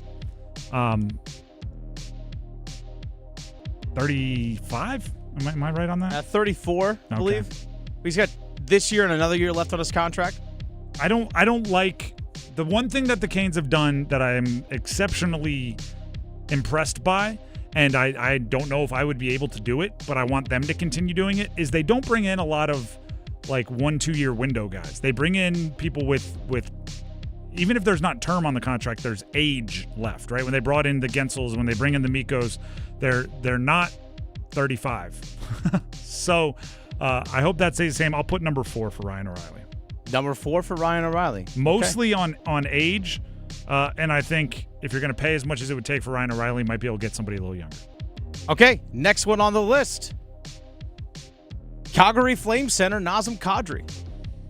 Now you're talking more top shelf, probably with more of a top shelf price. I'm going to use this like a the Scripps National Spelling Bee. Okay. Can you use it in a sentence? Can I have the contract for Kadri? Nazem Kadri is making, let's see, he's making $7 million a year, and he has 3 more years left on his contract after this season. He's 35 years old. That's another one. That's an older guy. I mean, he's got to be, I don't know, 1,100 games played or something like that. You're ranking the player, though. I know. Ranking the player. Well, I'm ranking the trade. Yeah. Am I not? No, like, I said ranking potential trade targets. You're ranking the player. Yes, but for the future. I'm not like, am I playing one game tomorrow, or are they being added to the Canes? Tim, you're ranking the players. I know, but I'm ranking the players. Don't make it more complicated than what it is. You're ranking the players. Nazem Kadri, 1 through 5. It's vague. It's vague is the issue. How is it vague? You're ranking the players. Because am I ranking them for one game that's played tomorrow, or am I ranking them as addition to the Canes? On a trade deadline, I'm assuming I'm ranking them as addition to the Canes. Yes, addition to the Canes. So then age and contracts are huge parts of that. Price is a huge part of that. All right, rank them 1 through 5. I'll put Kadri 3. Next one, Vincent Trocheck, New York Rangers. It's hard not to first of all just get infatuated with everybody that was in the gold medal game and just go like, I want all of the chutzpah that it took to beat Canada. But we got that in Slavin. Trocheck, because of the familiarity with the system, and obviously you know that like Rod already trusts him, which is always something you worry about when somebody new is added to the mix. I'll put Trocheck 2. I hate when I do this to myself. I hate when it goes 1 or 5 when I build from the middle. But sometimes it happens organically. All right, so I gave you Ryan O'Reilly first. You put him at number 4. Put Nazem Kadri, next name I gave you, put him at number 3. Give you Vincent Trocheck. You put him at number 2. So you have number one, and you have number 5 available left here in the blind ranking. Potential trade targets for the Carolina Hurricanes. Next one on this list, St. Louis Blues forward Braden Shen. Oh. Little change up there. Oh man, I admit I've looked quite a bit at the St. Louis Blues. It has not been for Braden Shen. I like Shen. You know how I say like I got to predict what Dennis is going to give me for this one. I was not predicting everybody like 33 and older on the list. So I'm assuming he's not going to go back to the age deal, and I'm making age something that I care about a bunch. And it hurts me to say because this guy is born in the same year I was, and I'm going to like, oh, he's so old. Shen's 5. And I don't like the way this list is going, but Shen is 5. Okay. I think you're giving me a big dog. He's not afraid to play physical. Braden Shen is not. No, I'm not at all. All of these guys are, I would put in a very similar category of trade target, which I don't know if that makes this list good or bad. I just think they're, in all of these cases, they're mostly decent size, a little bit older than I'd like, but super solid with different ceilings, I would say. But they're all kind of in that same category of trade target if we're breaking them up into categories. All right, so first name I gave you, Ryan O'Reilly from the Nashville Predators. You put him at 4. Next name I gave you was Nazem Kadri, Calgary Flames. You put him at 3. Next name I gave you was Vincent Trocheck of the New York Rangers. You put him at 2. The most recent name I just gave you was Braden Shen for the St. Louis Blues, the forward. You put him at number 5, leaving number 1 open on the blind ranking, which now goes to St. Louis Blues goalie Jordan Binnington. Yeah, I had a feeling that the way you paused, I was like, this isn't going to go great. Listen, I'm at this point, I think you have to ride the bus until the wheels fall off, right? I don't. Beyond this year, you can make those decisions later, but for this year, I think you try to catch lightning in a bottle and take a guy from waivers to as far as he'll take you. So I think likely goalie has moved back in their priority rankings. But, if St. Louis is selling everybody, Shen, Binnington, Thomas, Jordan Kyrou, pretty much everyone above the age of 25 is open, apparently, for St. Louis. Have you ever watched, I don't think it's on anymore, American Pickers? I know of the show, but I don't watch it. They love to, I haven't watched it in years, but they love to bundle, right? Because they're trying to get like the old Coke sign, so they start negotiating for the vintage bicycle, and then go, well, what if I throw in a couple extra $100 and you throw in the vintage Coke sign to the bicycle and the vintage telephone that I'm trying to buy over here, and you know what? We can get it done if you throw in the Buffalo Nickels as well. And they try to bundle to get what they really want. Like if you really want Robert Thomas and you bundle to get a better deal, I don't know, Binnington is an add-in. I wouldn't hate, but I don't think if I redid this list he would be my number 1.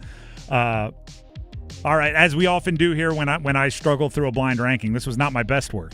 But as we often do here, I turn to Dennis and give him the gift of sight and say, same 5, but you get to know who they are.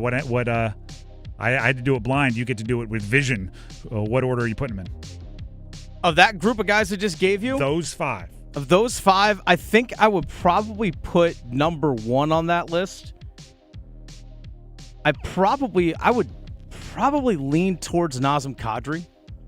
That's fair. I probably would lean towards Kadri. even though the fact that he's a left-handed centerman, but he can still produce and score. He could still produce and score. I'd say higher ceiling there. Maybe. I would say he could still produce and he could still score, but obviously there is the age factor and all that stuff. With all these guys, there is that. But I would probably lean a little bit more towards Nazem Kadri because he's also... I mean, last year he had 35 goals. Yeah, he's also not afraid to be a jerk. And he also he's won a cup before with Colorado. So he's been there and done that, which I think is a value into the locker room as well. I would probably put second on that list. I will probably go with Trocheck because he's the right-handed center that I know that the Carolina Hurricanes covet. But again, there's the depreciation, obviously with age and all that stuff that might come with it. So I might put Trocheck at 2. I would actually probably go Ryan O'Reilly 3.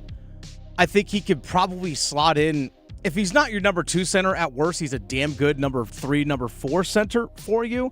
But my question with him is, can he skate at this age at the level needed to be a number 2 center on this team? And he's also not the most physical guy in the world. I think over the last, I know Corey Laviolette writing in The Athletic talked about Ryan O'Reilly, and I think he has 56 hits over the last 3 seasons. So he's not a heavier physical player. So I don't know if that's something that the Canes need, but he isn't afraid to be in front of the net and score either. By the way, he actually, and I know you were more right than I was, but I think I won on a technicality. He is a February birthday and did just turn 35. Oh, so he is 35 He is 35, but that's as of, since the last game he played in the NHL, he was 34. Yeah. So, but again, he's not a small guy. He's 6'1", 216. So again, he's not afraid to get to the front of the net, but he also can kill penalties too. So there is a little added element to that. I'll probably put 4 on this list. I'll probably put Braden Shen. Yeah. I think you've hit. I might switch Trocheck and Kadri, but I think you've hit on what I would do with Vision as well. I'll probably go Braden Shen number 4, just for this fact that he's a physical, heavy player that you could easily plug in your bottom 6 as a center, and not be afraid to throw his body around, and just be a physical presence. Yep. Binnington, I will probably put 5. I would actually probably go get Binnington for the fact of, if the wheels fall off the bus, I got a guy who's been there and done it. And he's also shown, even just recently in the Olympics, he could still play at a high level in big games. I mean, that's why you bring in Binnington. Yeah. Is because of the juice factor in the games that matter the most. He elicits confidence in those moments. You will need your second goaltender at some point in the playoffs. Even if it's just for one start, you will need your second goaltender at one point. You're exactly right. So there you go. There's a little blind ranking. Do you know what I want to give you credit for? What's that? You avoided, for the most part, what I think people do during the trade deadline, which is just naming like a Mount Rushmore of the best players in the league. And going when are we going to trade for this guy? When are we going to trade for that guy? Yeah, when's Connor McDavid getting here? And it's not McDavid usually, but it's not nearly as far away from McDavid as it probably should be when it comes to what do you think? Do you think we should get Cole Caulfield, or if he doesn't work out, should we go for Jason Robertson? It's all right, relax. That's also just a snub list of Team USA. The Drive with Tim Donnelly, 99.9 The Fan. That is a little blind ranking for you here on The Drive. While we're in the hockey mode talking Canes, let's fire up Hurricanes and Cons. But to play great defense, you need one thing above all else. That starts with a W. Confidence. What are you most confident in? What are you most concerned about for the Carolina Hurricanes as they start back up NHL games tomorrow? They're out on the ice. Some of the guys have been practicing for a good amount of time now. Yeah, some guys have been back since this past weekend. Took some time off and got some time extra on the practice ice. But tomorrow, Tampa Bay, 7 p.m., home game. So that's when they start back up. What are you most confident in? What are you most concerned about as they do kick things off? As always, I have good news and bad news. Which do you want first? You always take the bad news first, so we'll start with concerns. Dennis, what are you concerned about for the Canes? My concern is that the price might be too steep for some of the high-price trade targets.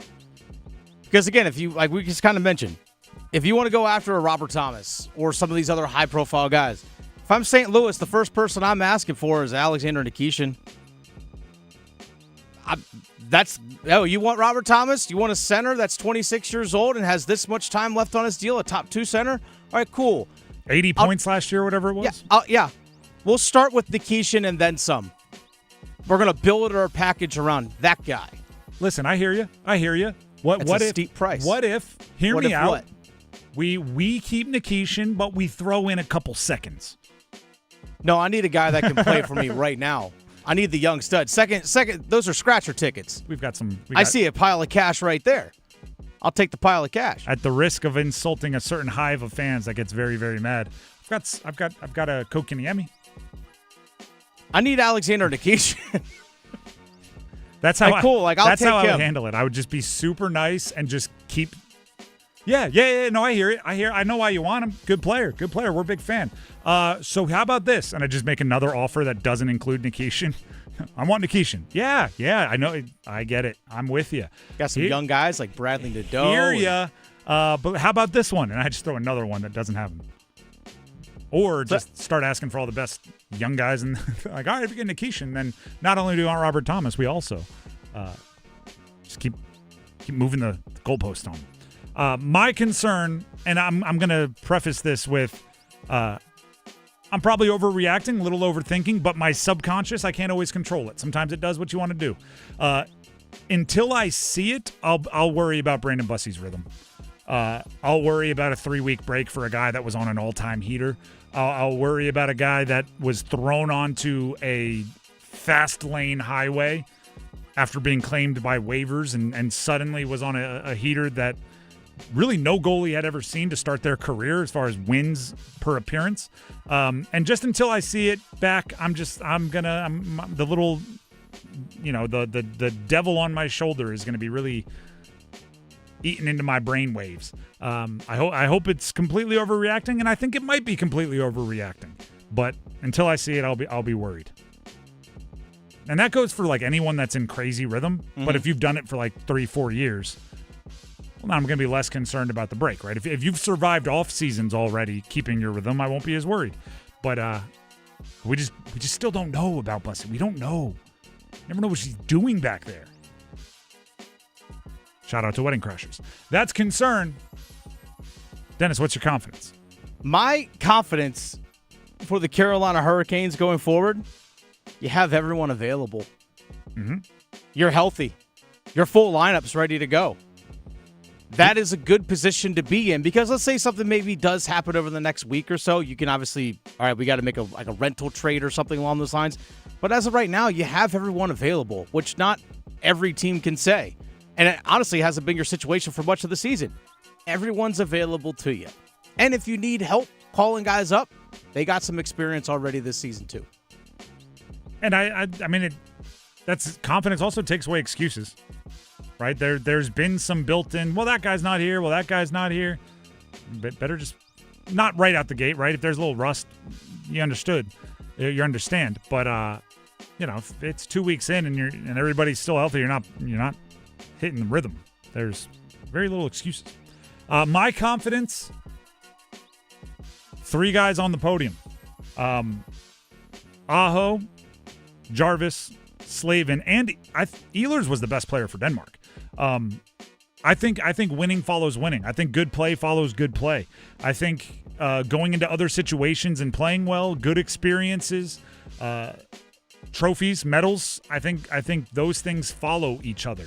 So the fact that the Canes were all over the podium and all over the leadership roles of their teams and all over like a lot of the action over there in Italy, I think that can translate, right? I think you come back with a little bit more pep in your step. I don't think it's exactly this, but Dennis, as a former athlete as well, I think you can vibe with this.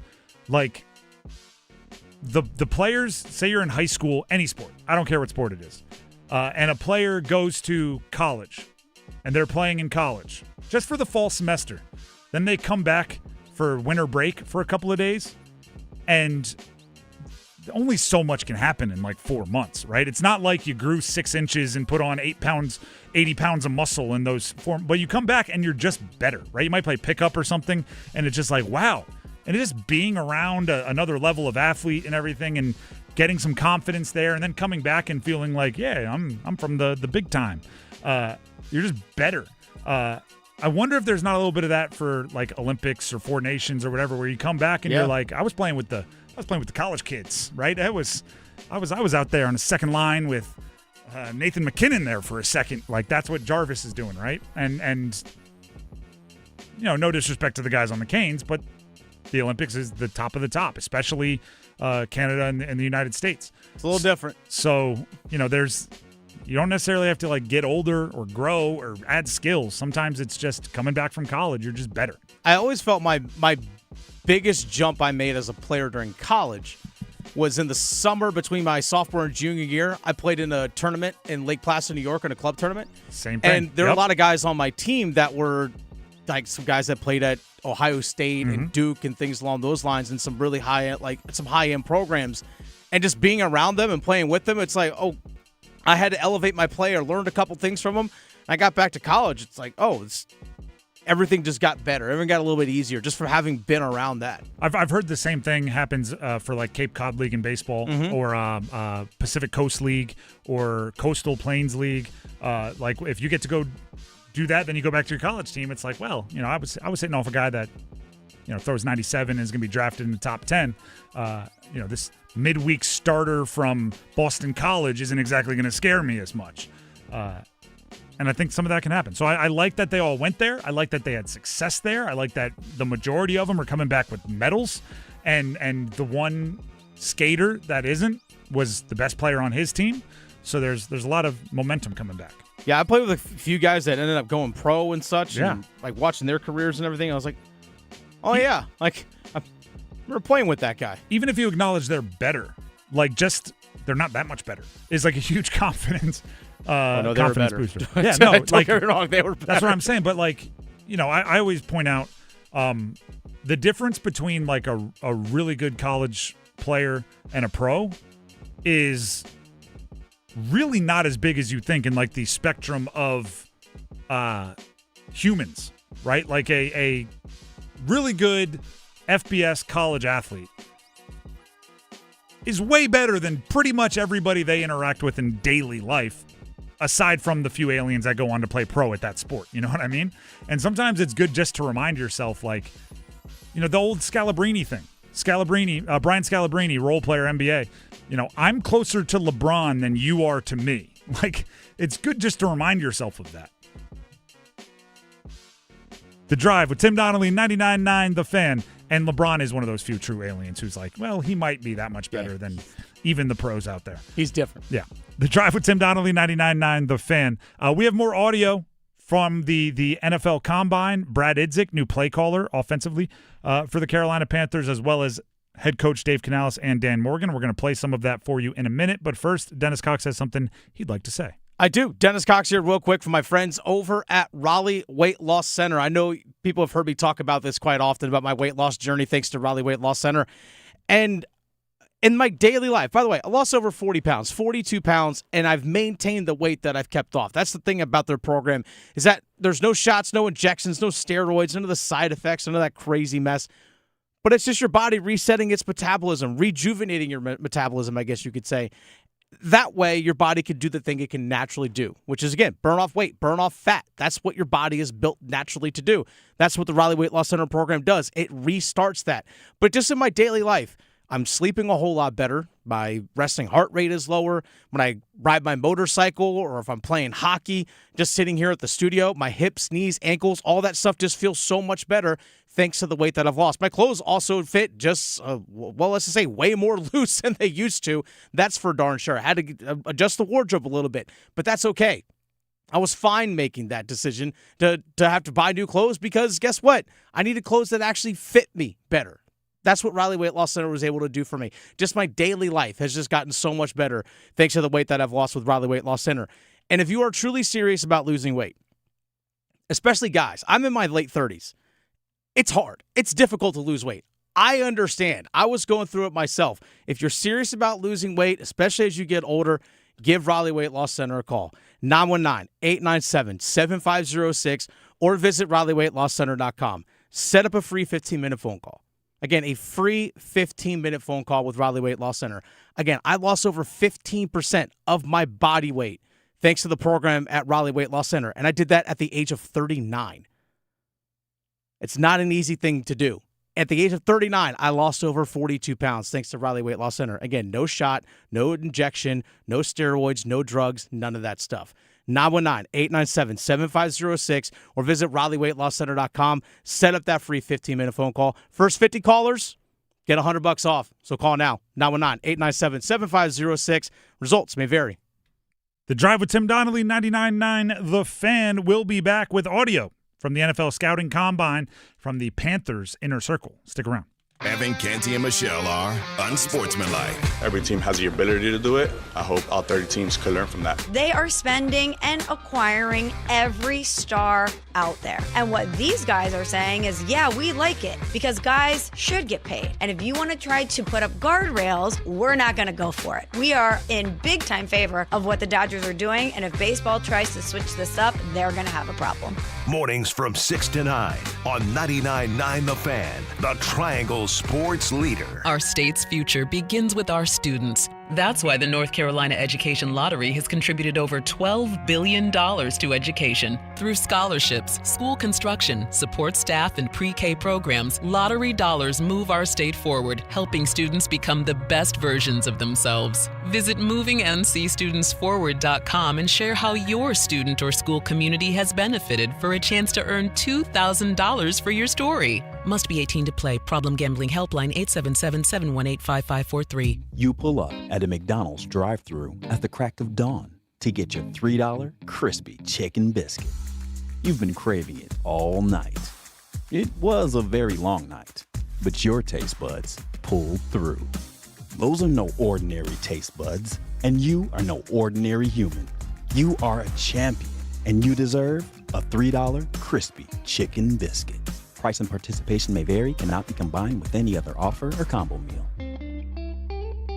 What does it mean to win this award to you? It means a lot to me, just being recognized for all my hard work on and off the court. The Coastal Scholar Athlete of the Month from 99.9 The Fan and Coastal Credit Union. To nominate your athlete, text AWARD to 919-860-5326. If you or anyone you care about is facing a family legal matter, call Cordell and Cordell today at 1-855-GET-LEGAL or visit CordellCordell.com to schedule your consultation. There's a lot on the line in divorce. This is Joe Cordell of Cordell & Cordell, the largest family law firm in the country, with over 35 years of helping clients navigate divorce. But being big doesn't mean less personal or less local.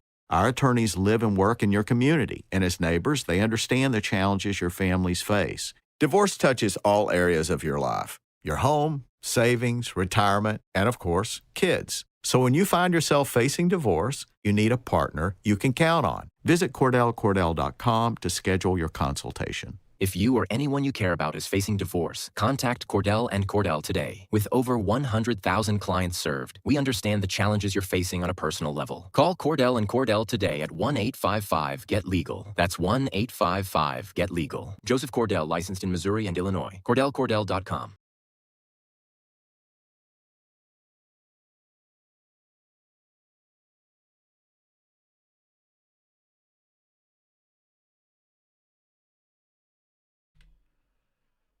The Drive with Tim Donnelly, 99.9 The Fan. The NFL Scouting Combine has actually been going on now for like a day and a half. But the part that we mostly pay attention to as fans starts tomorrow. That's when some of the big boys, defensive linemen and the like, get on the field, run some 40s, do some jumping, that kind of stuff. But the part that is, not a secret, but I don't know if it's as known as it should be about the Combine, is it's actually just a gigantic networking event, right? Every coach, not only do they have to go and speak to the media, but there's agents there, there's GMs there, there's coaches there, there's old friends. They catch up over drinks, they grab a steak dinner, and they might talk about, so what about that? You got too many running backs over there. You need to give us one. Hey, I heard that big wide receiver you drafted a few years ago not exactly living up to things, and we've got a few that we think would fit great in your offense. Hey, that's where the conversation started for the Panthers and the Bears to trade to get the number 1 overall pick. If you were some of the behind-the-scenes videos shows a lot of that stuff. Actually, that's a great example. Who is it? Bean is it Bean or Shane? One of them are really good friends with Dan Morgan. Either Brandon Bean. Yeah, I think it is Brandon Bean, the GM of the Bills, and they're just chatting away, just talking about families, talking about, oh yeah, how's kids, how's the wife, and then all of a sudden, oh look at that, a trade. That's how it happens every time, right? Or not. My point is, when people talk to the media at the combine, sometimes they're a little bit more open because they might have been open for the last 24 hours, and they're not as guarded as they usually are because they've been chatting, they've been talking. Other people have been volunteering up information as well. And we have some audio for you. This was unintentional. I did kind of talk about that big wide receiver you drafted and might not be working out. I didn't mean to. That was a hypothetical, but it does kind of describe what might be going on with Xavier Legette and the Carolina Panthers. And there have already been some reporters and analysts talking about a potential trade. Here's Dave Canales at the podium talk about the growth he expects this year for Xavier Legette. Oh, just continue to grow, be consistent, show up and be a guy that the guys can count on. And I say this all the time about Xavier, but his work ethic, when I see guys working hard, that usually works. And watching him grind, watching him attack it with everything he has is why I have confidence that Xavier will take another step this year.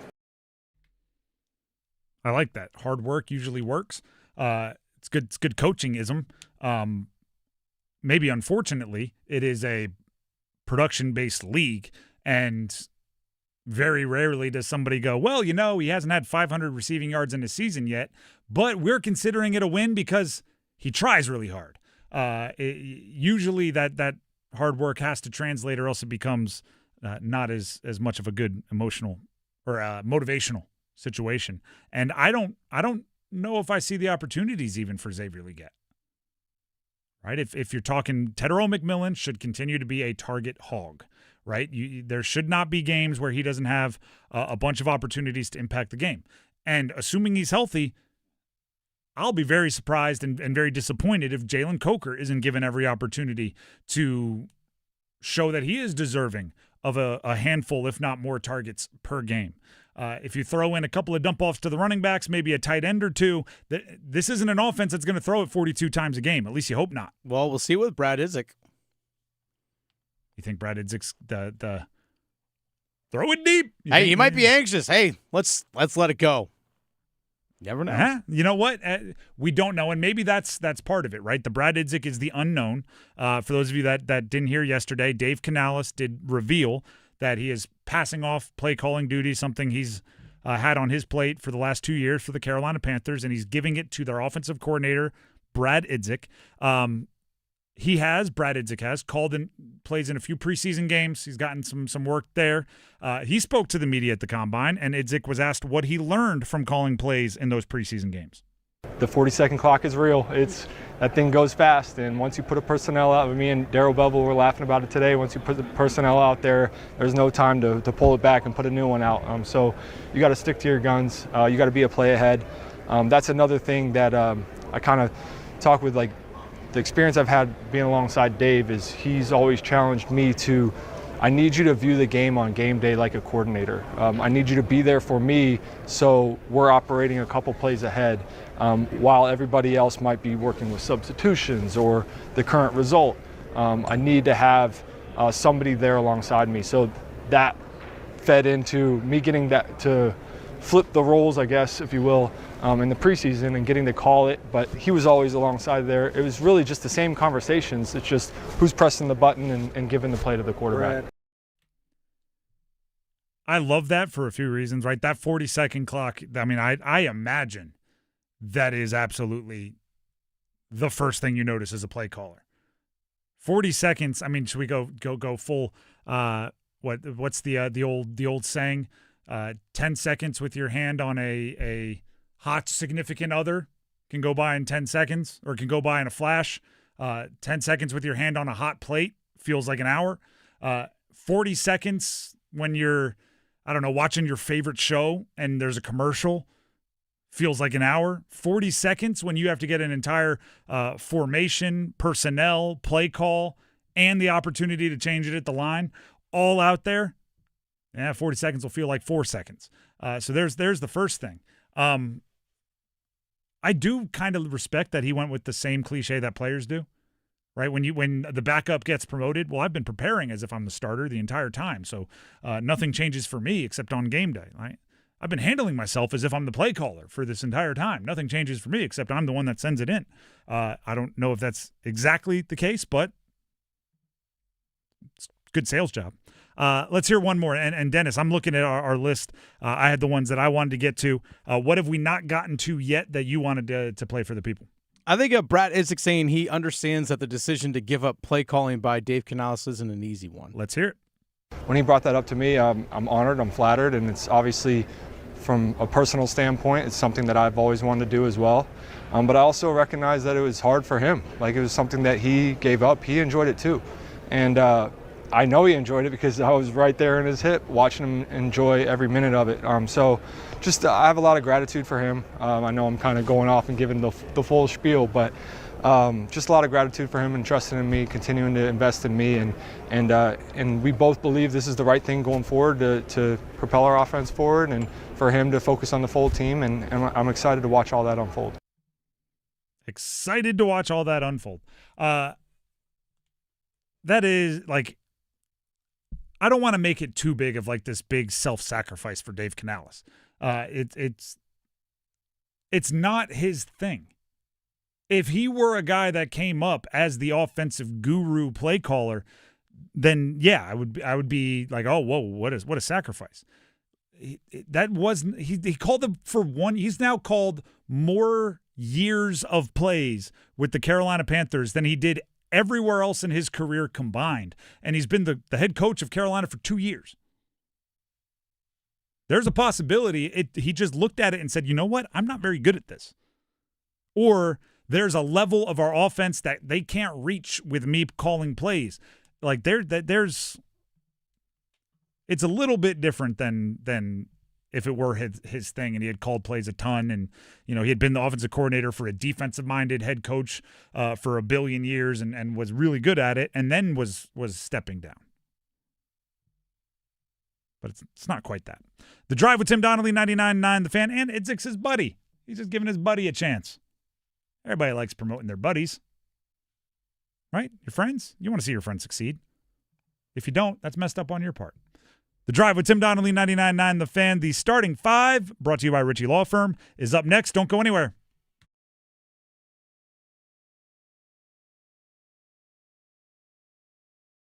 Hey, it's Adam Gold, and as the Carolina Hurricanes shoot for their 8th consecutive playoff appearance, that's right, 8 in a row, that's not the goal, I should remind you. The goal is being, as Rod Brindamore likes to say, the last team standing. What do they need? Who will get them there? You know where you can find the answers on every episode of the Canes Corner podcast, live on YouTube after games, and wherever you get your podcast. Rate, subscribe, like, share, tell your friends.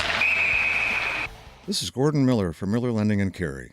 Over the years, I'm often asked why we made the choice to become one of the only mortgage companies in the state to provide loans without closing costs as a primary source of funding. And my response is always the same. How did closing costs ever become a thing? Who was that first person who asked for a lower rate, heard it would cost $15,000 to save $50 a month, smiled and said, "That'd be great"? Recently, we're noticing a trend of large national lenders quoting low rates but with a high APR. This is the definition of what happened when that first person asked for a lower rate but ignored how much it would cost. Quotes today are a two-part process. It's not just the rate, but what are the closing costs?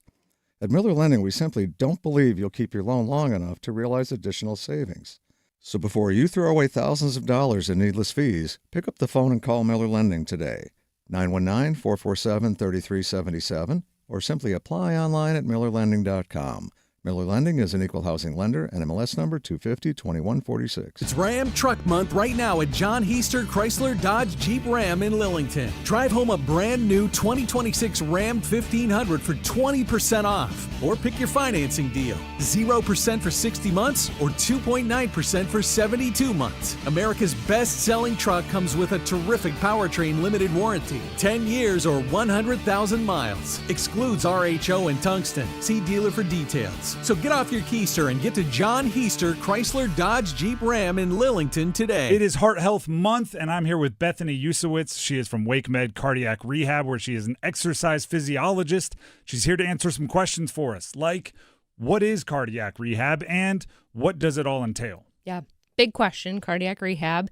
It's rehabilitation. So typically post-cardiac event or post-surgery, people are going to come and learn how to exercise, how to return to their day-to-day lives. But how do we also educate on lifestyle changes so we can be preventative in the future?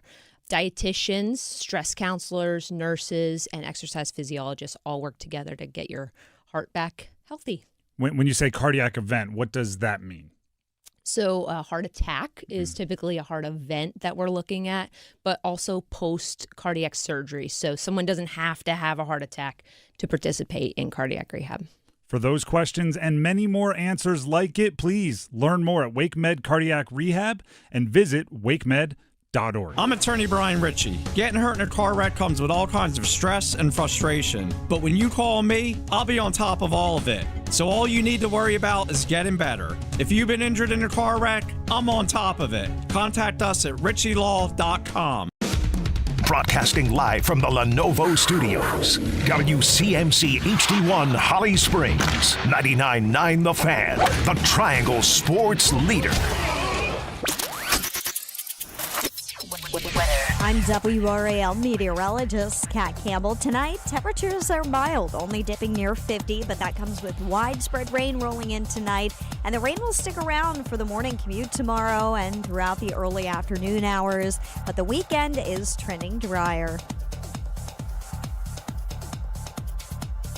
This hour of the drive is brought to you by Law Tigers. Injured in a motorcycle accident? Call 1-800-LAW-TIGERS before you call your insurance company. Case evaluations are always free, and you don't pay a dime until your case settles. Law Tigers, North Carolina's motorcycle lawyers. 5 o'clock check of your money. Dow Jones at the closing bell today, up 307 points to 49,482.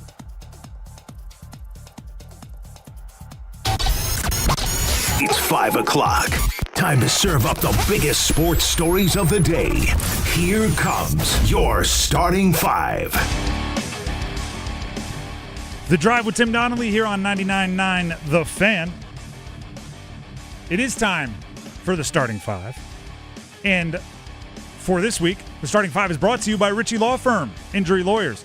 That's Ritchie Law. Ritchie Law is on top of it. Go to ritchielaw.com, RICCI law.com. The starting five, as always, starts with number 5.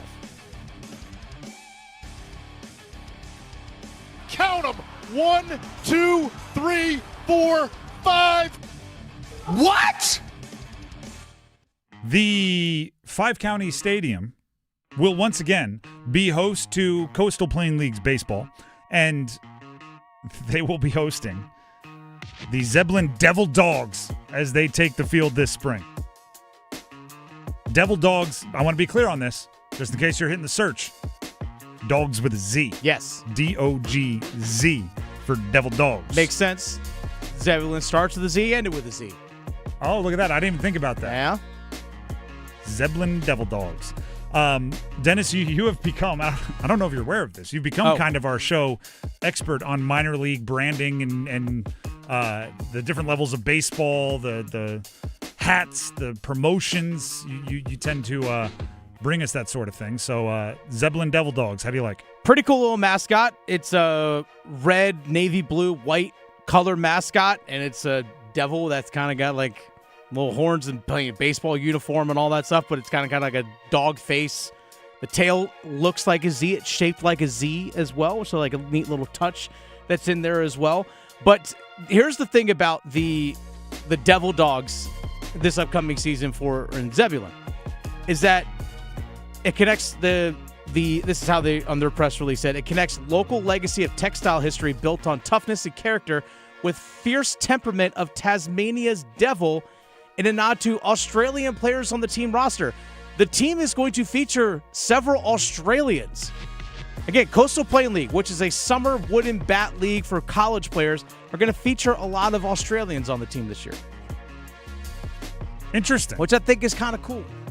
So they're almost like reverse engineering their name based on the origins of the players? I guess. Or are they going out to the players to the name? Either way, it's really cool baseball, right? And it's a chance for you to say you saw somebody win, perhaps, right? Mm-hmm. You never know which one's going to go on and develop and pop into a star. And you might just get some cool merch out of it. I'm excited for that. I want to see what they come up merch-wise. Minor leagues and lower league baseball and wood bat leagues and all, they do a great job with merch. I think some of the pro leagues could and some of the colleges might look at their business model and go, if we put out some really cool, really buzzworthy merch, I don't know, maybe a little NIL money to spend, right? You can make some profits there. I've got some friends.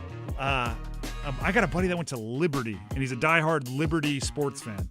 And the Flames?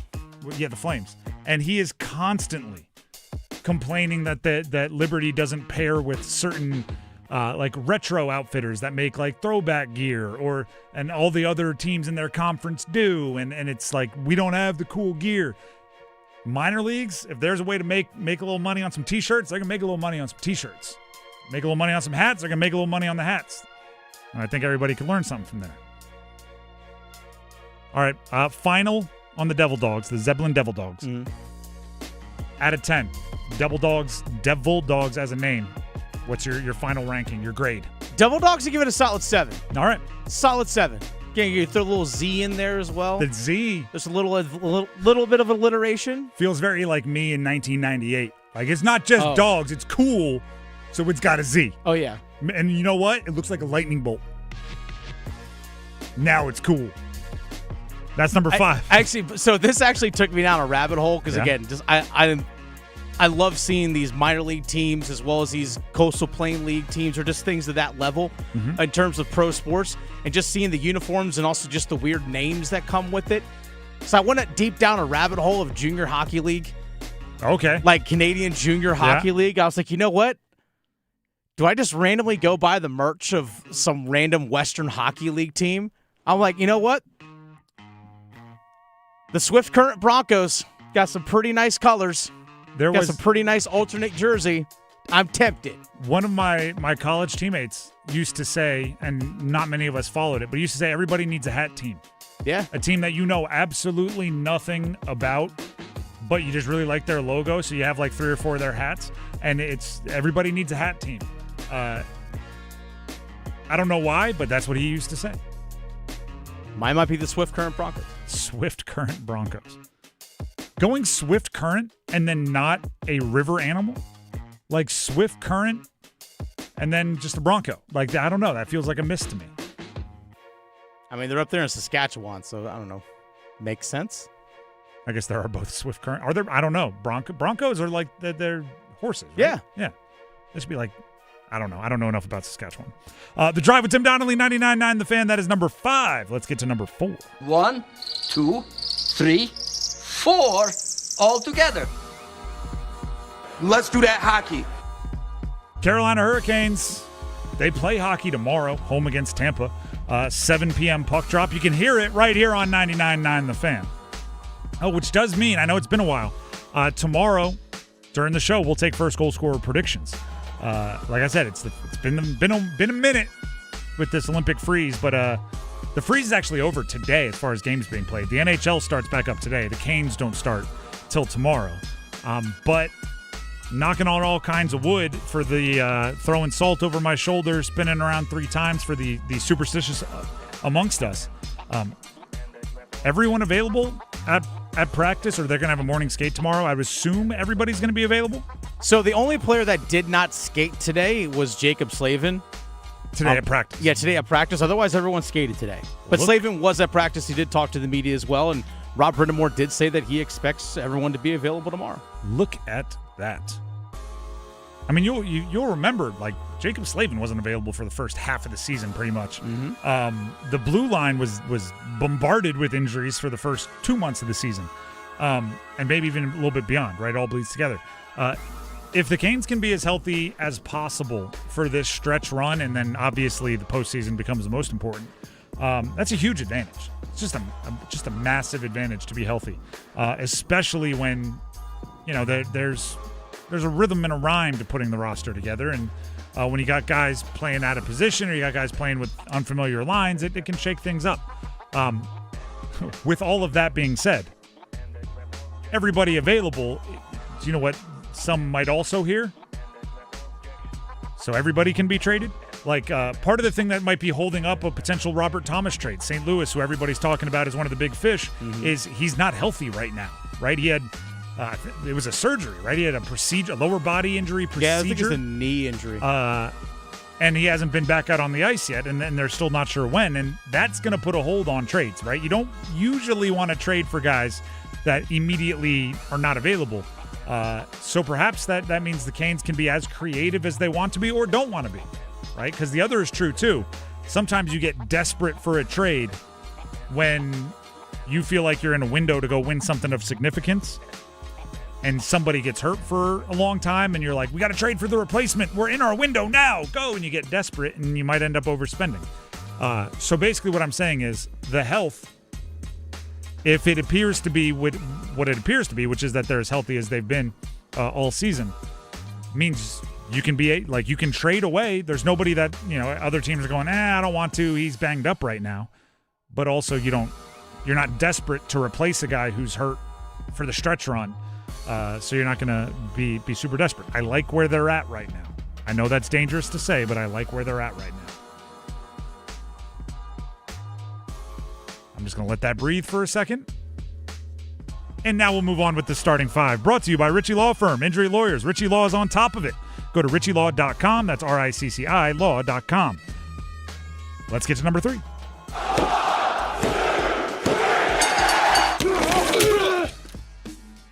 The NFL Scouting Combine's going on, and as I said earlier, defensive linemen will be on the field working out starting tomorrow.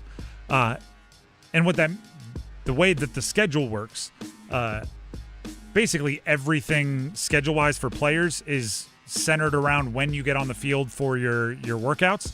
So 2 days before, you're getting all your medicals done, and you can do, informal interviews with teams. The next day, there's more formal interviews, and you speak to the media. Then you hit on the third day of that kind of run, you get on the field and start doing your workouts, and then it's just staggered from that point on with all the positions. So there's not a ton of guys. I should preface this. Most years for the NFL Combine, we're like, all right, this guy from Duke today, this guy from State tomorrow, 2 guys from UNC this day, this guy, the next group, 8 of them gets going on this day. Not a ton this year, so just prepare yourself for the local angles at the Combine. Obviously, the Panthers are still heavily involved. And I did see, just to update you on this, that the Panthers met with Texas Tech linebacker Jacob Rodriguez per Chat Sports. Which has a lot of people excited. He was easily the most productive off-ball linebacker in the NFL, in the college, especially of the really good teams this year. Former quarterback, Jacob Rodriguez, which I always like on my defensive players. But we'll keep you updated on all that. We'll also keep you updated on the few local guys that did get the invite, including Vincent Anthony Jr., friend of the show, guy we've had on the show in the past. Edge rusher from Duke. Went to Jordan High School in Durham as well. Yes, Durham native, and we've had him on to promote community activities. Like, he's very active in the Durham community, uses some NIL money and everything to help the less fortunate in the area. Also, very much a first-team walking off the bus guy. Yeah. He whoa, big dude, wears the old school, like almost the U Miami, like cut off midriff deal, because he knows he's got like 12 abs. He was asked about his strengths and his physical ability during his media availability at the Combine. This is what he had to say. can bend. I feel like nobody else is here is that tall and can bend as well. Like I said, I'm 6'6", but I can bend like I'm 6 foot. Like, you know, I can play strong like the rest of them, and I'm fast, I'm quick off the ball, and I can break down offenses even faster than I feel like the average person. Not that many people can do what I can do physically and have that kind of not be chuckled at is a real, that's a flex right there. Yeah, he said, I'm 6'6", and I can bend. How many guys can do that? Not many. Bend is, like if you talk to defensive line coaches, outside linebacker coaches, edge rushing coaches, bend is what they're looking for. They want to see a very acute angle between the top of your foot and your shin as you try to turn the quarter as an edge rusher. And if you can do that at 6'6", with the amount of mass that Vincent Anthony Jr. has, being a big, strong dude, that'll turn some heads at the combine. That's something you show, you know, obviously the combine for, you know, us on the outside, we go like 40 times verticals. Whoa. But during the drills and things, that's what a lot of teams are looking for, is what's their body control, what's their bend on some of the L drills and things. So if he can do that, if he's 6'6" and can bend as confidently as he said it, he's going to make himself some money at the NFL Combine. Brandon Cleveland is the other one with a local tie, NC State defensive lineman. He's more of an in the middle type of guy, less of an edge rusher, more of a run stuffer. But he was asked about NC State players and the path from Raleigh to the NFL, and this is what Cleveland had to say. It's very inspirational. Like, for example, Drake Thomas just won the Super Bowl, went undrafted, you know, came to NC State. So it's definitely motivational and inspiring that those guys, you know, who have similar paths, and look at where they're at now. Look at where they're at now. That's, you know, without getting into like a strange, very different conversation. Representation matters, right? You see somebody coming from where you came from doing something on the screen, makes you think you can do it too. Brandon Cleveland is a 4-year guy at NC State, by the way. You know, which means he was around when Drake Thomas was around, I believe, maybe for a year overlap. That's a guy that you shared a locker room with that is probably going to come back and work out in the offseason because Drake Thomas is from around here, and maybe you might bring that Super Bowl vibe, T-shirt, hat, ring, something. I don't know when they'll get their rings, but right, that's all good, right? The pathways to the NFL matter, right? Especially at your position. If somebody plays your position at a school, goes on to be a first-round pick, goes on to be a star, that's good for recruiting. So Brandon Cleveland, for State fans everywhere, are asking you go win a Super Bowl too. It'll help them recruit the next defensive lineman. And that goes for every school. That is number 3. How about number 2? Just the two of us. All right. I love when things just, you know what? This is not a joke because it's now happened a couple days in a row. Duke defense gets people out of rhythm because we're talking Duke basketball here, and I mean, at the very least, they had Notre Dame out of rhythm last night. 100-56 the score. Computers down. They've shut our computers down multiple times. The irony of how it went yesterday when we were talking about Duke Notre Dame. Oh wait, here we go. I got it now. All right, fire it up. Now to left corner, Hamenya hits a 3. Nicholas Hamenya with 6 here in the second half. 90-48. Yeah, that boring. 90-48. I mean, they and Duke did have to push it a little bit to get to 100. Darren Harris was getting steals and going for dunks and things. But I'm not anybody, and I'll say this about every school. I said this about schools that would run up the score against me. As long as you don't have like starters in the game, let the backups go for it. Go play. Yeah, you know what I mean? If you put up a funny number on us, it's on us to stop you from doing that, especially if you have your backups in. So Darren Harris should be, he practices defense too, and he practices fast breaks too. He should get a chance to go execute that in the game, even though, he's not a starter big minutes guy for Duke. I was asking this, right? Because part of me says this game was almost a no-win for Duke, right? They're the number 1 team in the country. They're playing Notre Dame, who's having a rough year. They went into the game 3-11 in the ACC, and Marcus Burton and Harrelson, Jalen Harrelson, I believe is his name, their two leading scorers, who have been banged up throughout the year, are both out in this game. So you're playing a 3-11 team missing their two best offensive players. If Duke won by 30,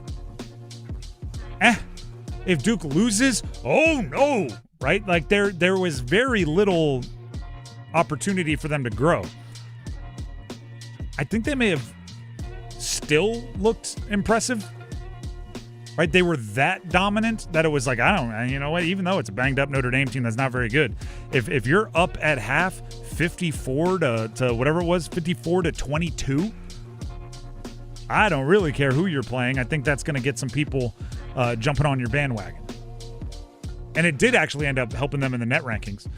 They went into the game 2. They're now number 1 again, leapfrogging Michigan, who they beat over the weekend. So a dominant victory like that, I guess, does matter for Duke. What I would say is it was a kind of trap game, and they avoided the falling into it. Michigan over the weekend on Saturday, they won that game. That was hyped as all get out. Like 4.3 something million people watched on average. It was a billing of a Final Four preview. You know, if you don't get up for that game in a neutral court, you don't have a pulse. They also have a game this upcoming Saturday against Virginia, who winner of that game wins the ACC regular season, I believe, and sets himself up as the number 1 seed in the ACC tournament and all those things. So if you can't get up for that game, you don't have a pulse. And in the middle, they went on a road game to Indiana, South Bend, Indiana, to play Notre Dame without their two best offensive players. That is a recipe for a game that's like a 4-point game at half, and the coach has to yell at you at half, and the veterans have to get in the ear, and then you go out and you dominate in the second half, but you're almost not proud of it because you started flat, and you know that's not going to get it done. But Duke avoided all of those pitfalls, avoided all of those trap opportunities, and went out and seemingly were ahead by 20, like 30 seconds after the opening tip. Now, all of that is for nothing if you're flat against Virginia or you don't take care of business in the postseason. But it was still an impressive game to watch, and it was over early. And if you were watching, you're probably scrolling on your phone, and, oh, look at that, they're up by another 8. Haha, cat videos. Oh, look at that, they're up by another 6. Oh, interesting. What's facts. the over? There's that, too. Like, what was the spread? They might have doubled the spread. Oh, that's a good question. And it was probably a 27-point spread, and they won by 54. Let me see if I can find that out, because I actually really am curious. We said it yesterday, like a domination was expected. I don't know if I expected it that much. It was a beatdown. It was. Let me see if I can go find it here real fast. We'll give you a couple more seconds. In the meantime, everybody, follow us on social media. All social medias, 99.9 The Fan. The spread actually going in was, it opened at 14.5 and spread to 16.5. Opened at 14? Really? Yeah. The spread was at 16.5 pregame, but it initially opened at 14.5. The line moved to 16.5. I would have. So, wish I would have known that. And the over/under was 141.5. What, to give the points taking the over? I definitely would have given the points. Yeah. I wish I would have checked that before the game. The way we talked about it yesterday, I don't even think this is like 2020 hindsight. The way we discussed it would have been like, oh yeah, they actually, if they would have known that line, they would have taken it. Darn it, there's some cash that could be in my pocket. The Drive with Tim Donnelly, 99.9 The Fan. Let's wrap up the starting 5 with number 1. Go one! We didn't move the ball. We couldn't get clean looks, and the clean looks we didn't hit. And so, some of our poor shots led to their transition baskets. But defensively in the first half, we were all right. You can't give up 70% in the second half. That was where our bigger issue was. That was Will Wade, head coach, NC State, after a 29-point loss to Virginia last night. Virginia, I think, over the last couple, and I know Carolina fans are not going to enjoy this a ton, I think Virginia has kind of established themselves as the second-best team in the ACC. The reason why I say Carolina fans won't like that is because number 1 is Duke, number 2 is Virginia, and Carolina has beaten them both. But there's other games that go into where you stand in the ACC. I think Virginia's the second best team in the conference, which is why that Duke-Virginia game is so big this upcoming weekend. But also, I guess that takes the edge off a little bit for NC State. The fact that Virginia is as legit as it seems, that doesn't excuse a 29-point game. That doesn't excuse the fact that they couldn't get things going offensively until the game was out of reach. That doesn't excuse the fact that Van Allen Lubin wasn't rebounding the way he should until the game was out of reach, or Copeland wasn't setting teams up and getting the assists the way he should until the game was out of reach. But at least if you're going to lose, at least make it to a pretty solid team. And if you don't believe me, Will Wade is good at describing things, both good and bad. He doesn't pull punches. So we'll let a couple clips from the head coach of State paint the picture here. Here's Will Wade on UVA just being a better team. Virginia's a great team. Virginia go to the Final Four. They're a good team. The crowd was in here great tonight. They're one of the best defensive teams in the country. They're the third best offensive rebounding team in the country. This is a really, really good team. And they steamrolled us. They're better than we are. If we played them 10 times, I'm not sure we could beat them. Maybe once. We get lucky on a neutral court, maybe once. But, they're just flat better than us. There's no we can sit here and pontificate about anything else we want, DeRitters, layups, and this and that. And they're flat better than us. And they're better coached. Odom's done a much better job than I have. And look, they're better than us from the bench to their team. They're better than us. Will Wade, I have a follow-up. Do you think they're better than you? He said they're better than us like 10 times. I don't know if he actually believes that, but I believe that's the message he wanted to send. Very rarely does a coach pump up a team like that as much, especially one that's in his conference, especially one that also has a new coach this year, just like State does, and it's probably there's some comparison game going on there. Will Wade talked about the lack of size on his roster, meaning on State's roster, and how it's noticeable against Virginia. They blocked 12 shots. They were playing volleyball at the basket. They blocked 8, I think, in the first 10 minutes of the game. You'd have to double-check me on that, but our lack of size is very evident when we play a team like Virginia. It is an issue with their roster, and it's one we pointed out when the roster was put together. It hasn't popped up as much as I thought it would. Right, when they play bigger teams, I especially early in the year was like, all right, let's see how they can do it. They've done okay. Virginia, for whatever reason, is a bad matchup for State, and that is going to perhaps be a thing that plays into the ACC moving forward, because the way the schedule is set up right now, you have your one protected rivalry that you play twice every year, home and away. Then you have that rotating other game that you play home and away, and everyone else you just play once. Could be just bad luck if you catch one of the best teams in the league on a double year. For everybody else, except for Virginia Tech, Virginia's just one loss. For State, it's 2, and they're 2 of their worst losses of the year. Virginia beat them up pretty good. Could just be a bad draw. Bad matchup, you get them twice, it's tough. I'm not trying to make excuses. It was a bad game for State as well. But I feel like Will Wade was plenty tough enough on him right there that I don't want to pile on. The Drive with Tim Donnelly, 99.9 The Fan. We have numbers game coming up, and we need some numbers game contestants. The prize for today, Matt Rife tickets. Stand-up comedy from Matt Rife. Very popular on all the social medias, Matt Rife.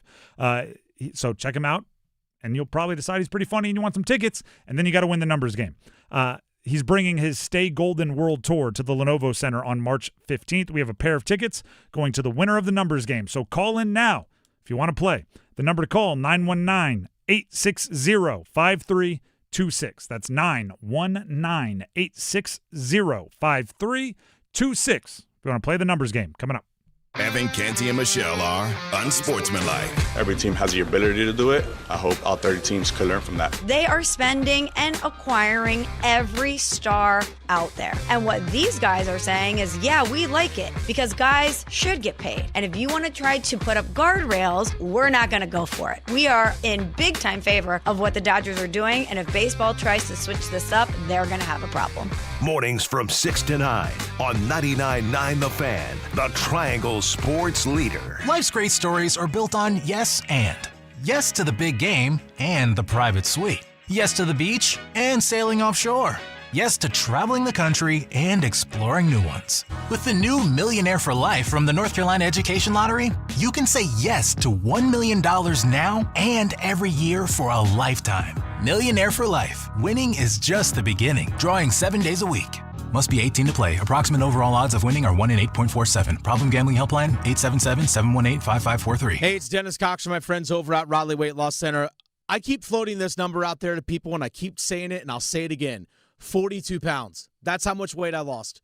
42 pounds, over 15% of my body weight, thanks to the program at Raleigh Weight Loss Center. And here's what Raleigh Weight Loss Center and their program does compared to so many other weight loss journeys. They focus on reviving your sluggish metabolism. That's exactly what they did for me. They jump-started my metabolism. That way I can burn off fat. I can lose all the weight that I needed to, but also keeping my muscle mass in the process. No shots, no injections, none of the side effects, just looking and feeling better. Why suffer through side effects that take away from your quality of life versus doing the Raleigh Weight Loss Center program to both look and feel your best? I haven't felt this good in years.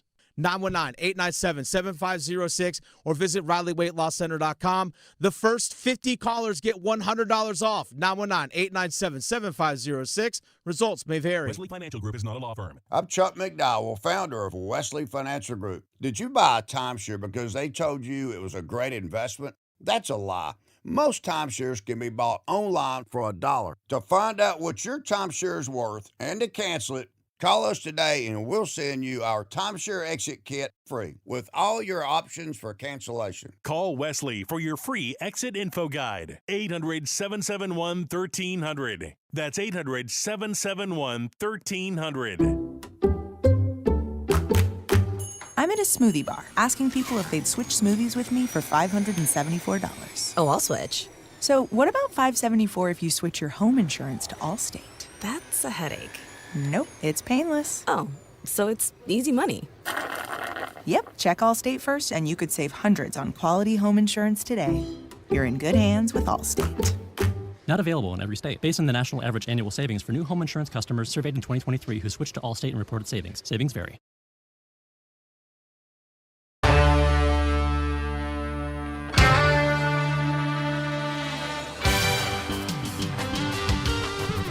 The Drive with Tim Donnelly, 99.9 The Fan. It is time to play the numbers game. As always, we have a great prize going to the winner. For today, Matt Rife tickets, stand-up comedy coming to the Lenovo Center this March. We have a pair of tickets. And either Brett in Raleigh or Bear in Clayton will earn themselves the tickets, but they got to win with jersey number trivia. As always, we'll bring them each onto the show. We'll ask them the same question. Dennis will pick his favorite answer, and that person will get to go first. Brett and Raleigh, can you hear me? Yes, sir. All right. The NFL Scouting Combine starts on-field drills tomorrow. One event at the Combine. You have to do it. Everybody's going to know your score. Which event are you choosing? I think it's called the broad jump, where you're standing still and you jump as far forward. That's the one I would do. All right. You think you'd be good at it? I think so. Okay. I think so. All right. Dennis, any follow-ups? Nope. We're good there. We'll go to Bear and Clayton. Bear, can you hear me? Yes, sir. All right. The NFL Scouting Combine on-field stuff starts tomorrow. For this question, hypothetically, you have to go to the Combine, national television. Everybody's going to see your score. Everybody's going to watch you do it. You got to pick one event at the Combine. Which one are you doing? Well, I'm pretty slow, so I won't do the 40. So I'll take the bench press, 225. All right. I like it. Dennis, any follow-ups? None. All right. Then you get to pick out of Brett, who went broad jump, or Bear, who went bench press. Okay. Very different events. Measuring different things. Correct. Broad jump is low-key a good explosion measure, but bench press is kind of like how much you bench, bro? How much you bench, bro? The bench press is the sexy one. It's like, oh, how many reps? Oh, you did 30? Yeah, I'll go bench press on this one. Doing it at the Combine also is inarguable, right? Yeah. It's Oh, I rep 225 25 times, and you look at them and they're like not extending their arms. Their butt is way off the bench. Like you do it at the combine, that's like strict. You know what I mean? Yeah, that is legit. So. They won't count some reps. Yeah. Sometimes you'll tire yourself out not extending all the way and everything. All right, so Bear gets to go first. Brett, don't worry, you'll have your chance. Just have to sit on hold for a second. Bear, are you ready to pick a category? Yes, sir. All right, the categories are NFL players, Panthers throughout history. NFL players, V is for the first letter in their first name. NBA players that played in the Paris Summer Games, or NHL Hurricanes throughout history. We'll go NFL V. All right, these are all players whose first name starts with the letter V. I will give you the team and the player. Give me the jersey number as quickly as you can. 30 seconds on the clock, one pass if you need it. I will ask you, if your radio is on, can you turn it down a little bit? I'm just getting a little echo, and I don't want anything getting in our way. All right. There you go. And do you have any questions before we get started? No. All right. Then your time will start when you hear the horn. Vernon Davis, San Francisco 49ers. 85. Correct. Von Miller, Washington Commanders. 58. Incorrect. Vincent Jackson, Tampa Bay Buccaneers. 17. Incorrect. Von Miller, Washington Commanders. Pass. Vince Wilfork, New England Patriots. 95. Incorrect. Vincent Jackson, Tampa Bay Buccaneers. 13. Incorrect. Von Miller, Washington Commanders. 58. Incorrect. Vince Wilfork, New England Patriots. You got Vernon Davis with 85. With the confidence that you got Vernon Davis, I thought we were going to get a bunch of them, but that ended up being where it stalled out a little bit. So stay on the line. We'll see if it holds up, all right? Sorry, I jumped the gun there on Vincent Jackson. Yeah, I said incorrect, so I think he knew what was up. Von Miller, 24 with Washington. Really? That doesn't seem right. 58 is what I think of him as. That's what he's worn elsewhere. Vincent Jackson, 83, the wide receiver with the Bucks, and Wilfork, 75. He was close with 95. 75 is what we were looking for. That brings us to Brett and the broad he did jumper. wear 24. Yeah, that's gross for an edge rusher. That's just dumb. It's like a quarterback wearing 20. Mike Winchell. We now get to go to Brett, the broad jumper. Brett, can you hear me? Yes, sir. All right. The remaining categories for you to choose from are NFL players, Panthers throughout history, NBA players that played in the Paris Summer Games, or NHL Hurricanes throughout history. I will do the NBA players from Paris. All right. I will give you the NBA player's name and the team. You'll have 30 seconds on the clock. One pass if you need it. Go as fast as you can. In this category, I am looking for the number on the team that I say, not the number they wore in the Paris Summer Games. That's just the category. You do need at least 2 for the win. Do you have any questions before we get started? Sounds good. All right. Your time will start when you hear the horn. Anthony Edwards, Minnesota Timberwolves. 30. Incorrect. Andrew Nembhard, Indiana Pacers. 30. Incorrect. Anthony Edwards, Minnesota Timberwolves. 5. Incorrect. Bilal Coulibaly, Washington Wizards. Pass. Drew Holiday, Portland Trailblazers. 12. Incorrect. Andrew Nembhard, Indiana Pacers. 15. Incorrect. Bilal Coulibaly, Washington Wizards. 12. Incorrect. Drew Holiday, Portland Trailblazers. 4. Oh, you were getting closer. Not quite there, though. You got Anthony Edwards. We would have also accepted 1 for Anthony Edwards, 1 or 5. Nembhard 2, Coulibaly 0, Holiday 5. You did get 1. You avoided the shutout. Unfortunately, tie goes to whoever goes first, so you are not the winner, but hopefully you had some fun. I did. Thank you. Thank you. That means Bear, the bench presser, is the winner. Bear, congratulations. Hey, I got lucky. I respect the self-aware competitor there.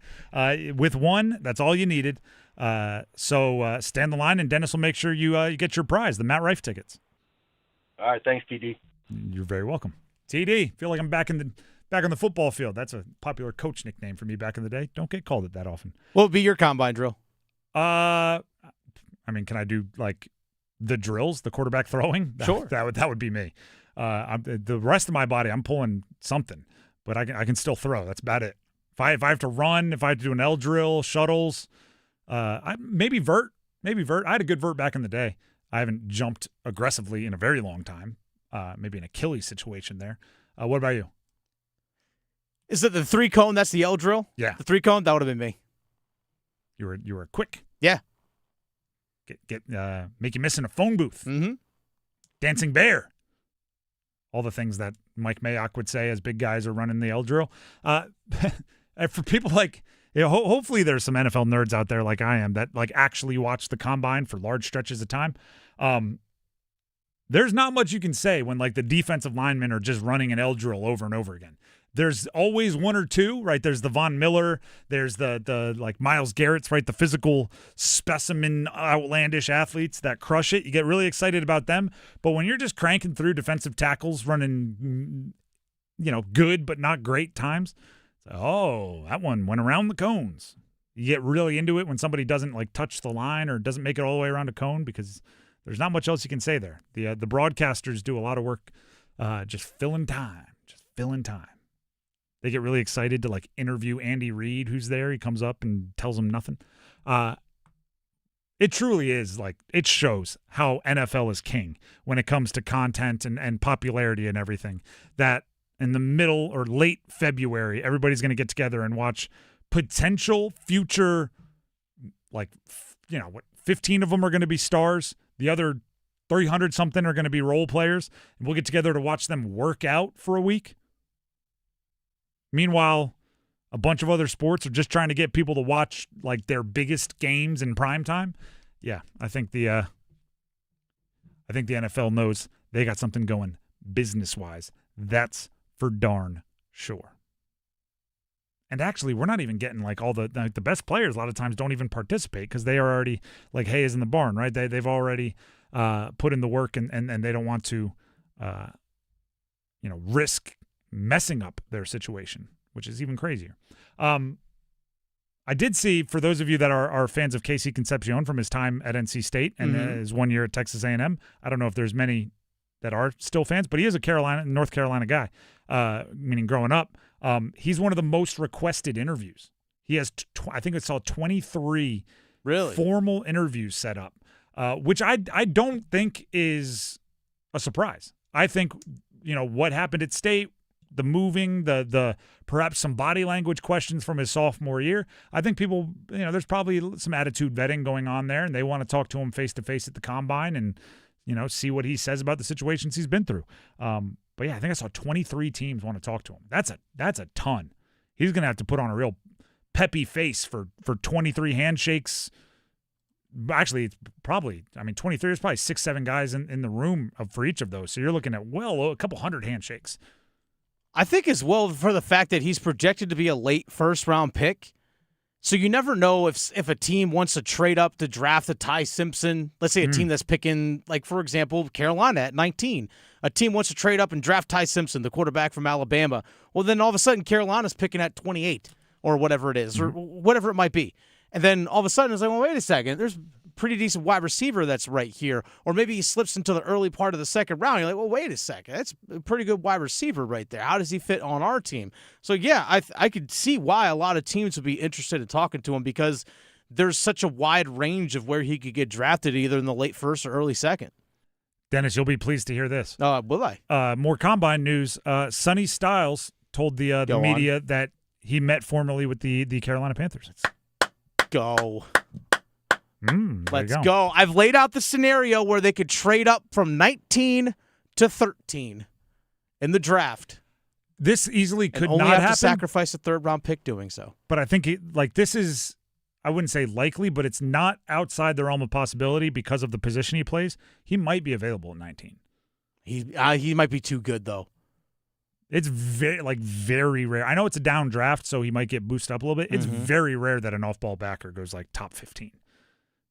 Very rare. Not saying impossible, but it's, it could be one of those situations where if you stick to your guns, then the whole behind the scenes when the 18th pick comes in and it's not him, and you just see like the little team room like, yay! Sprinting. Yeah. But I would even be cautious to draft an off-ball backer top 15 in the NFL. You're not getting the cost control as much at a position that just doesn't get paid that much. That's, you know what? I want a difference maker in my front seven. Correct. Though edge rushers can also be difference makers, only you'd be getting a bigger discount, is the argument. Not making the argument now, but I'm saying that would be the argument. Either way, he talked to the Panthers. That's what I'm passing along. The Drive with Tim Donnelly, 99.9 The Fan. Dennis Cox has something for you. That I do. Dennis Cox here real quick for my good friends over at Law Tigers. Something I'm excited about is something that Law Tigers has been doing for several years now, and they're doing it once again this year. They're giving a lucky Caniac a custom Canes motorcycle. That's right, a custom motorcycle.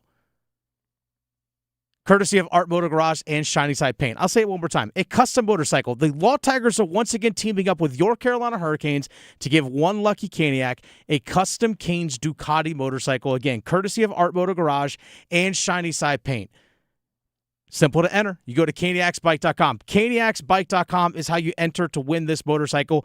I've seen the bike in person. It's absolutely gorgeous. The custom paint job done by Shiny Side Paint, which is located right here in Raleigh, did a fantastic job. I know Ashley, the owner over there at Shiny Side Paint, she put a ton of hours and ton of work into it. The detailing, the colors, the Canes logos, everything that's on the motorcycle, it's phenomenal. It's a V4 Ducati motorcycle. As soon as I saw it, I said, I would absolutely love to have this bike.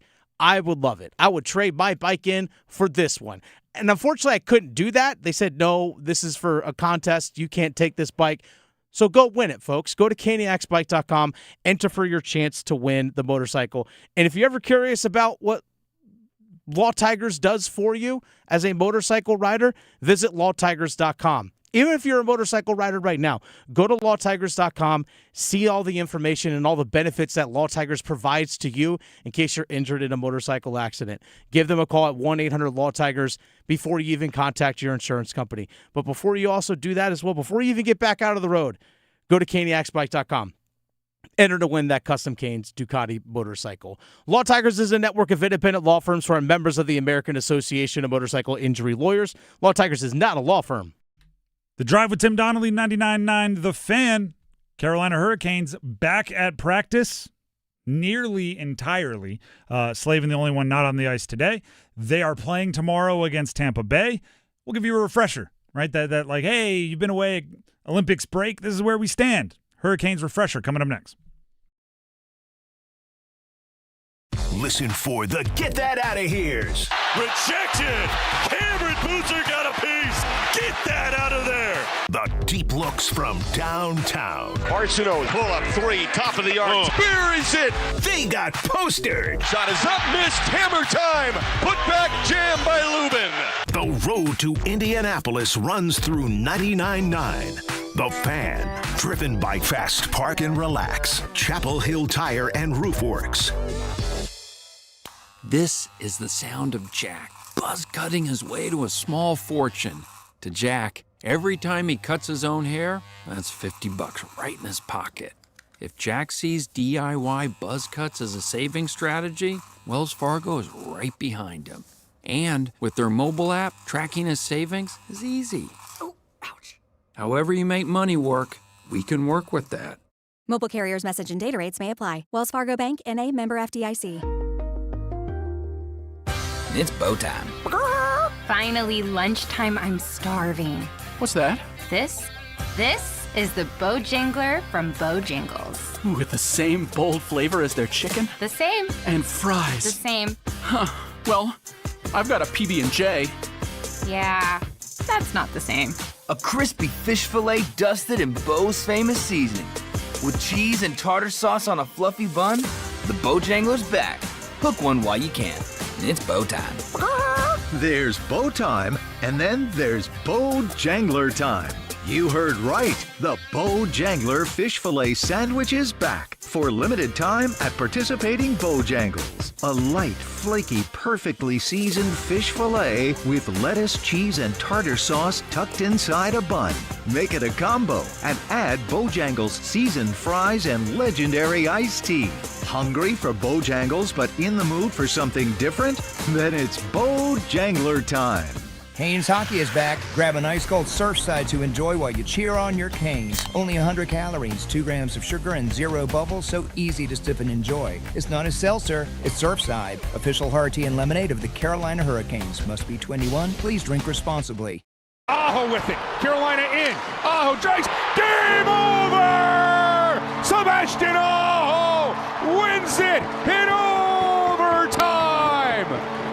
And what a relief wait for the Canes to come up big as Aho knocks it home.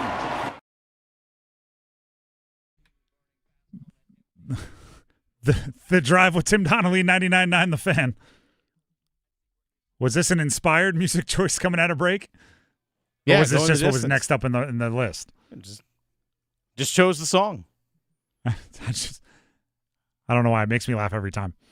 The Drive with Tim Donnelly, 99.9 The Fan. Sometimes the only reason I ask was it inspired is because sometimes with Max Gorin, something plays when he's sitting in for you producing, and I go like, there's no way you know about this song. And then he's just like, no, it was just next up in the rotation. I didn't choose it. So I always make sure before I comment as if you made a decision, I make sure it was a decision. The Drive with Tim Donnelly, 99.9 The Fan.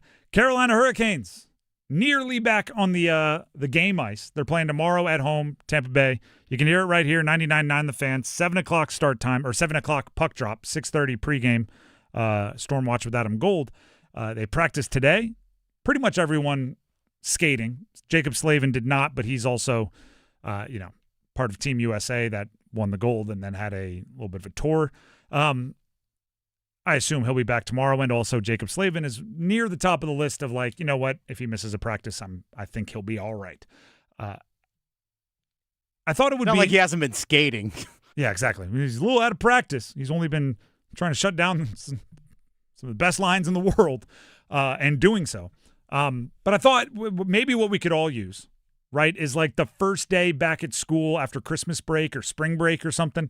I know around here there's a lot of the year-round tracks for schools, so you get those breaks in the middle of like fall, and then when you come back, first day or two, you just, hey, here's what we were going over before you left for vacation. Right, we're going to redo the times tables, the multiplications tables that we were doing before you went to break here. So where were the Canes the last time we saw them? Well, they have 25 games left. Let's start there. There are 25 games remaining. So while it feels fresh and new, you're really just getting started. Once you're in rhythm, it's home stretch time, right? It's seeding time. It's matchup time. It's making sure you handle business in the standings to set yourself up as well as you can in the postseason. They have 10 games left at home, 15 on the road. And as most teams, they've been better at home than on the road. 21-8-2 at home, 15-7-4 on the road. So with the 10 games at home, you want to make sure you pay extra attention to them. And they start with 2 games at home, right? Starting with tomorrow, Tampa. So after the 2 games at home, they're going to have 8 remaining home games and 15 on the road. That's a very heavy road game kind of finish, which seems to happen a lot for the Canes. Yeah, especially with a Western Canadian trip starting next week as well. You got to go to Vancouver. You got to go to Winnipeg. I think I like lull myself to a sleep. I think with the State Fair road trip, that like for the rest of the year, it's going to feel very home heavy because they have that State Fair road trip. But at some point, got 40-something road games. Like you're going to have some stretches with road games too. And it just so happens that this year it comes kind of late. They are 8 games up in 8 points up in the Metro, the Metropolitan Division, and they are tied for the first seed with Tampa Bay in the East. So a win tomorrow puts you in first place in the Eastern Conference. Barring, I don't think anything. The games happening today have a huge impact on that. So with that being said, you're starting up the last, we'll call it third of the season. You've put yourself in a situation where it is lofty postseason goals or bust. It is Stanley Cup final or bust. It is win the East or bust. It is championship or bust. At least that's the expectation. That's the vibe you want. You are good enough. You battled through a ton of adversity early in the year, and you come out of the Olympic break with all of the goals that you set at the beginning of the year still well within your reach, if not almost in your grasp. Right? And it goes back to the conversations we've had throughout the season. When you're playing 4 rookies because you have so many injuries. When Jacob Slavin misses the first half of the season, when Chatfield's in protocol, when you actually like one of your rookie defensemen, Charles Alexis Legault, and as soon as you say out loud, I actually like this kid, he slices his hand open and he's gone for 3 months, and now he's back in the AHL. You went through all of that, and at every step, some of you didn't like it. At every step I was saying, if they keep winning, and they survive the situation that they're going through now and come out on the other side, they'll be stronger for it, right? Because they'll be better prepared for absences and small owies and things that could happen, and they'll be more versatile.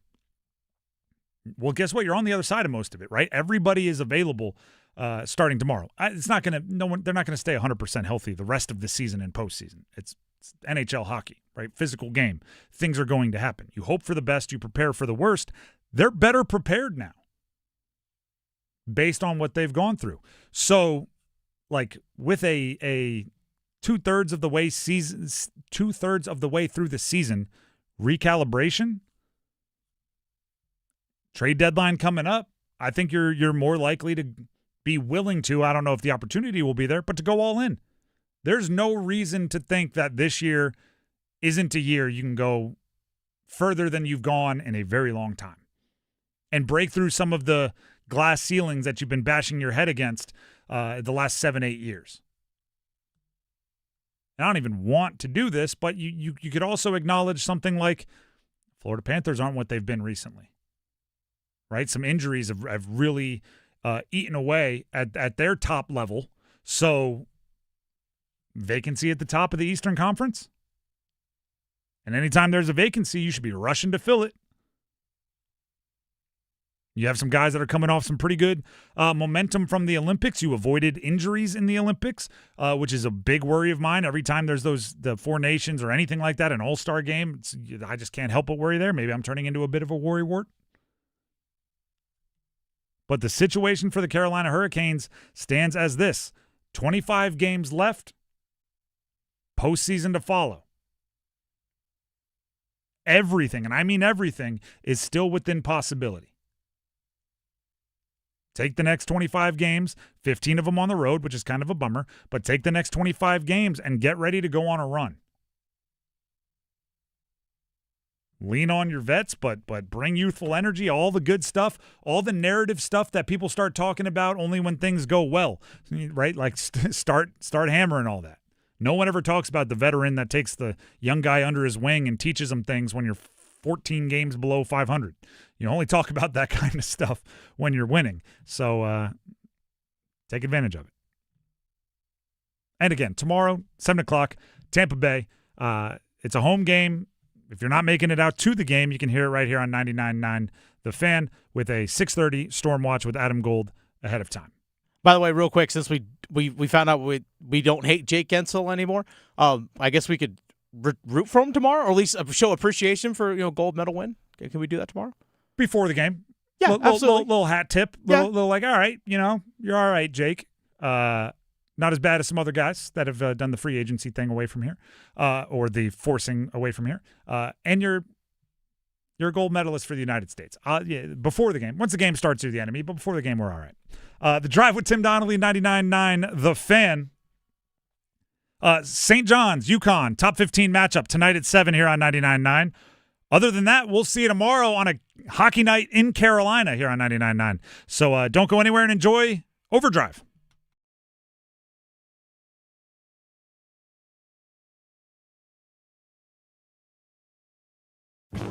Hey, Carolina Panthers fans, it's Dennis Cox from 99.9 The Fan. And me, Chris Lee from WRAL TV. We're in the offseason, but our podcast, Panthers Playbook, presented by Wake Orthopedics, rolls on. In every episode, we'll keep you up to date on Panthers news as the NFL Draft approaches. Insights on free agents and prospects. Plus all the insider info on who the Panthers want to pick at number 19. Follow and subscribe to Panthers Playbook wherever you discover your favorite podcasts or watch on YouTube.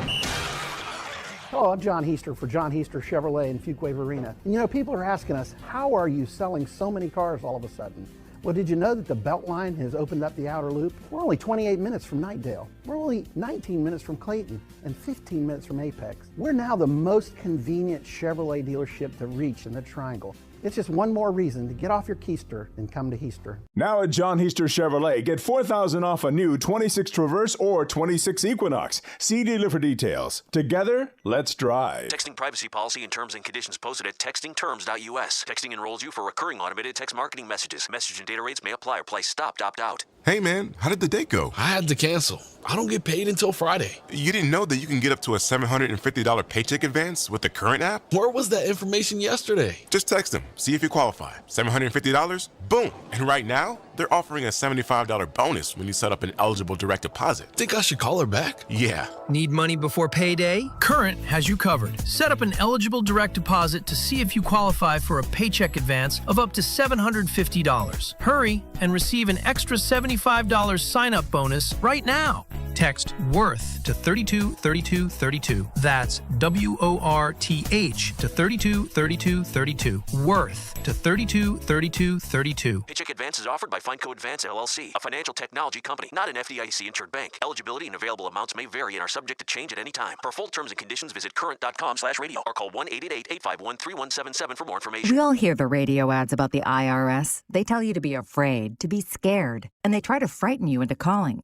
I'm not here to do that. Tax Relief Advocates is different. TRA is here to tell you that if you owe money to the IRS, whether it's $5,000, $50,000, or $500,000, we have a solution. It doesn't matter if you're sitting in your car, at work, or with your kids. No matter where you are, call now. 800-575-7098. Don't lose hope. TRA can eliminate or reduce what you owe to the IRS. Generous programs are now available that can give you a fresh start. Our passion is taxes and helping individuals fix their IRS problems. We have over 1,000 5-star reviews on Google and an A+ with the Better Business Bureau. You don't need to be afraid of the IRS any longer. End your tax nightmare today by visiting us online at TRA.com or call 800-575-7098. That's 800-575-7098.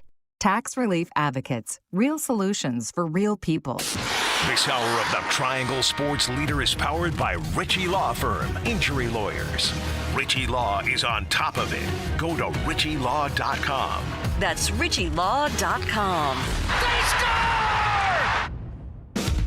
Broadcasting live from the Lenovo Studios. WCMC HD1 Holly Springs. 99.9 The Fan. The Triangle Sports Leader. This hour of The Drive is brought to you by Blue Shark Vodka, the world's smoothest vodka. Pour Blue Shark Vodka at all your events to lift everyone's spirits. Blue Shark Vodka, the shark that doesn't bite.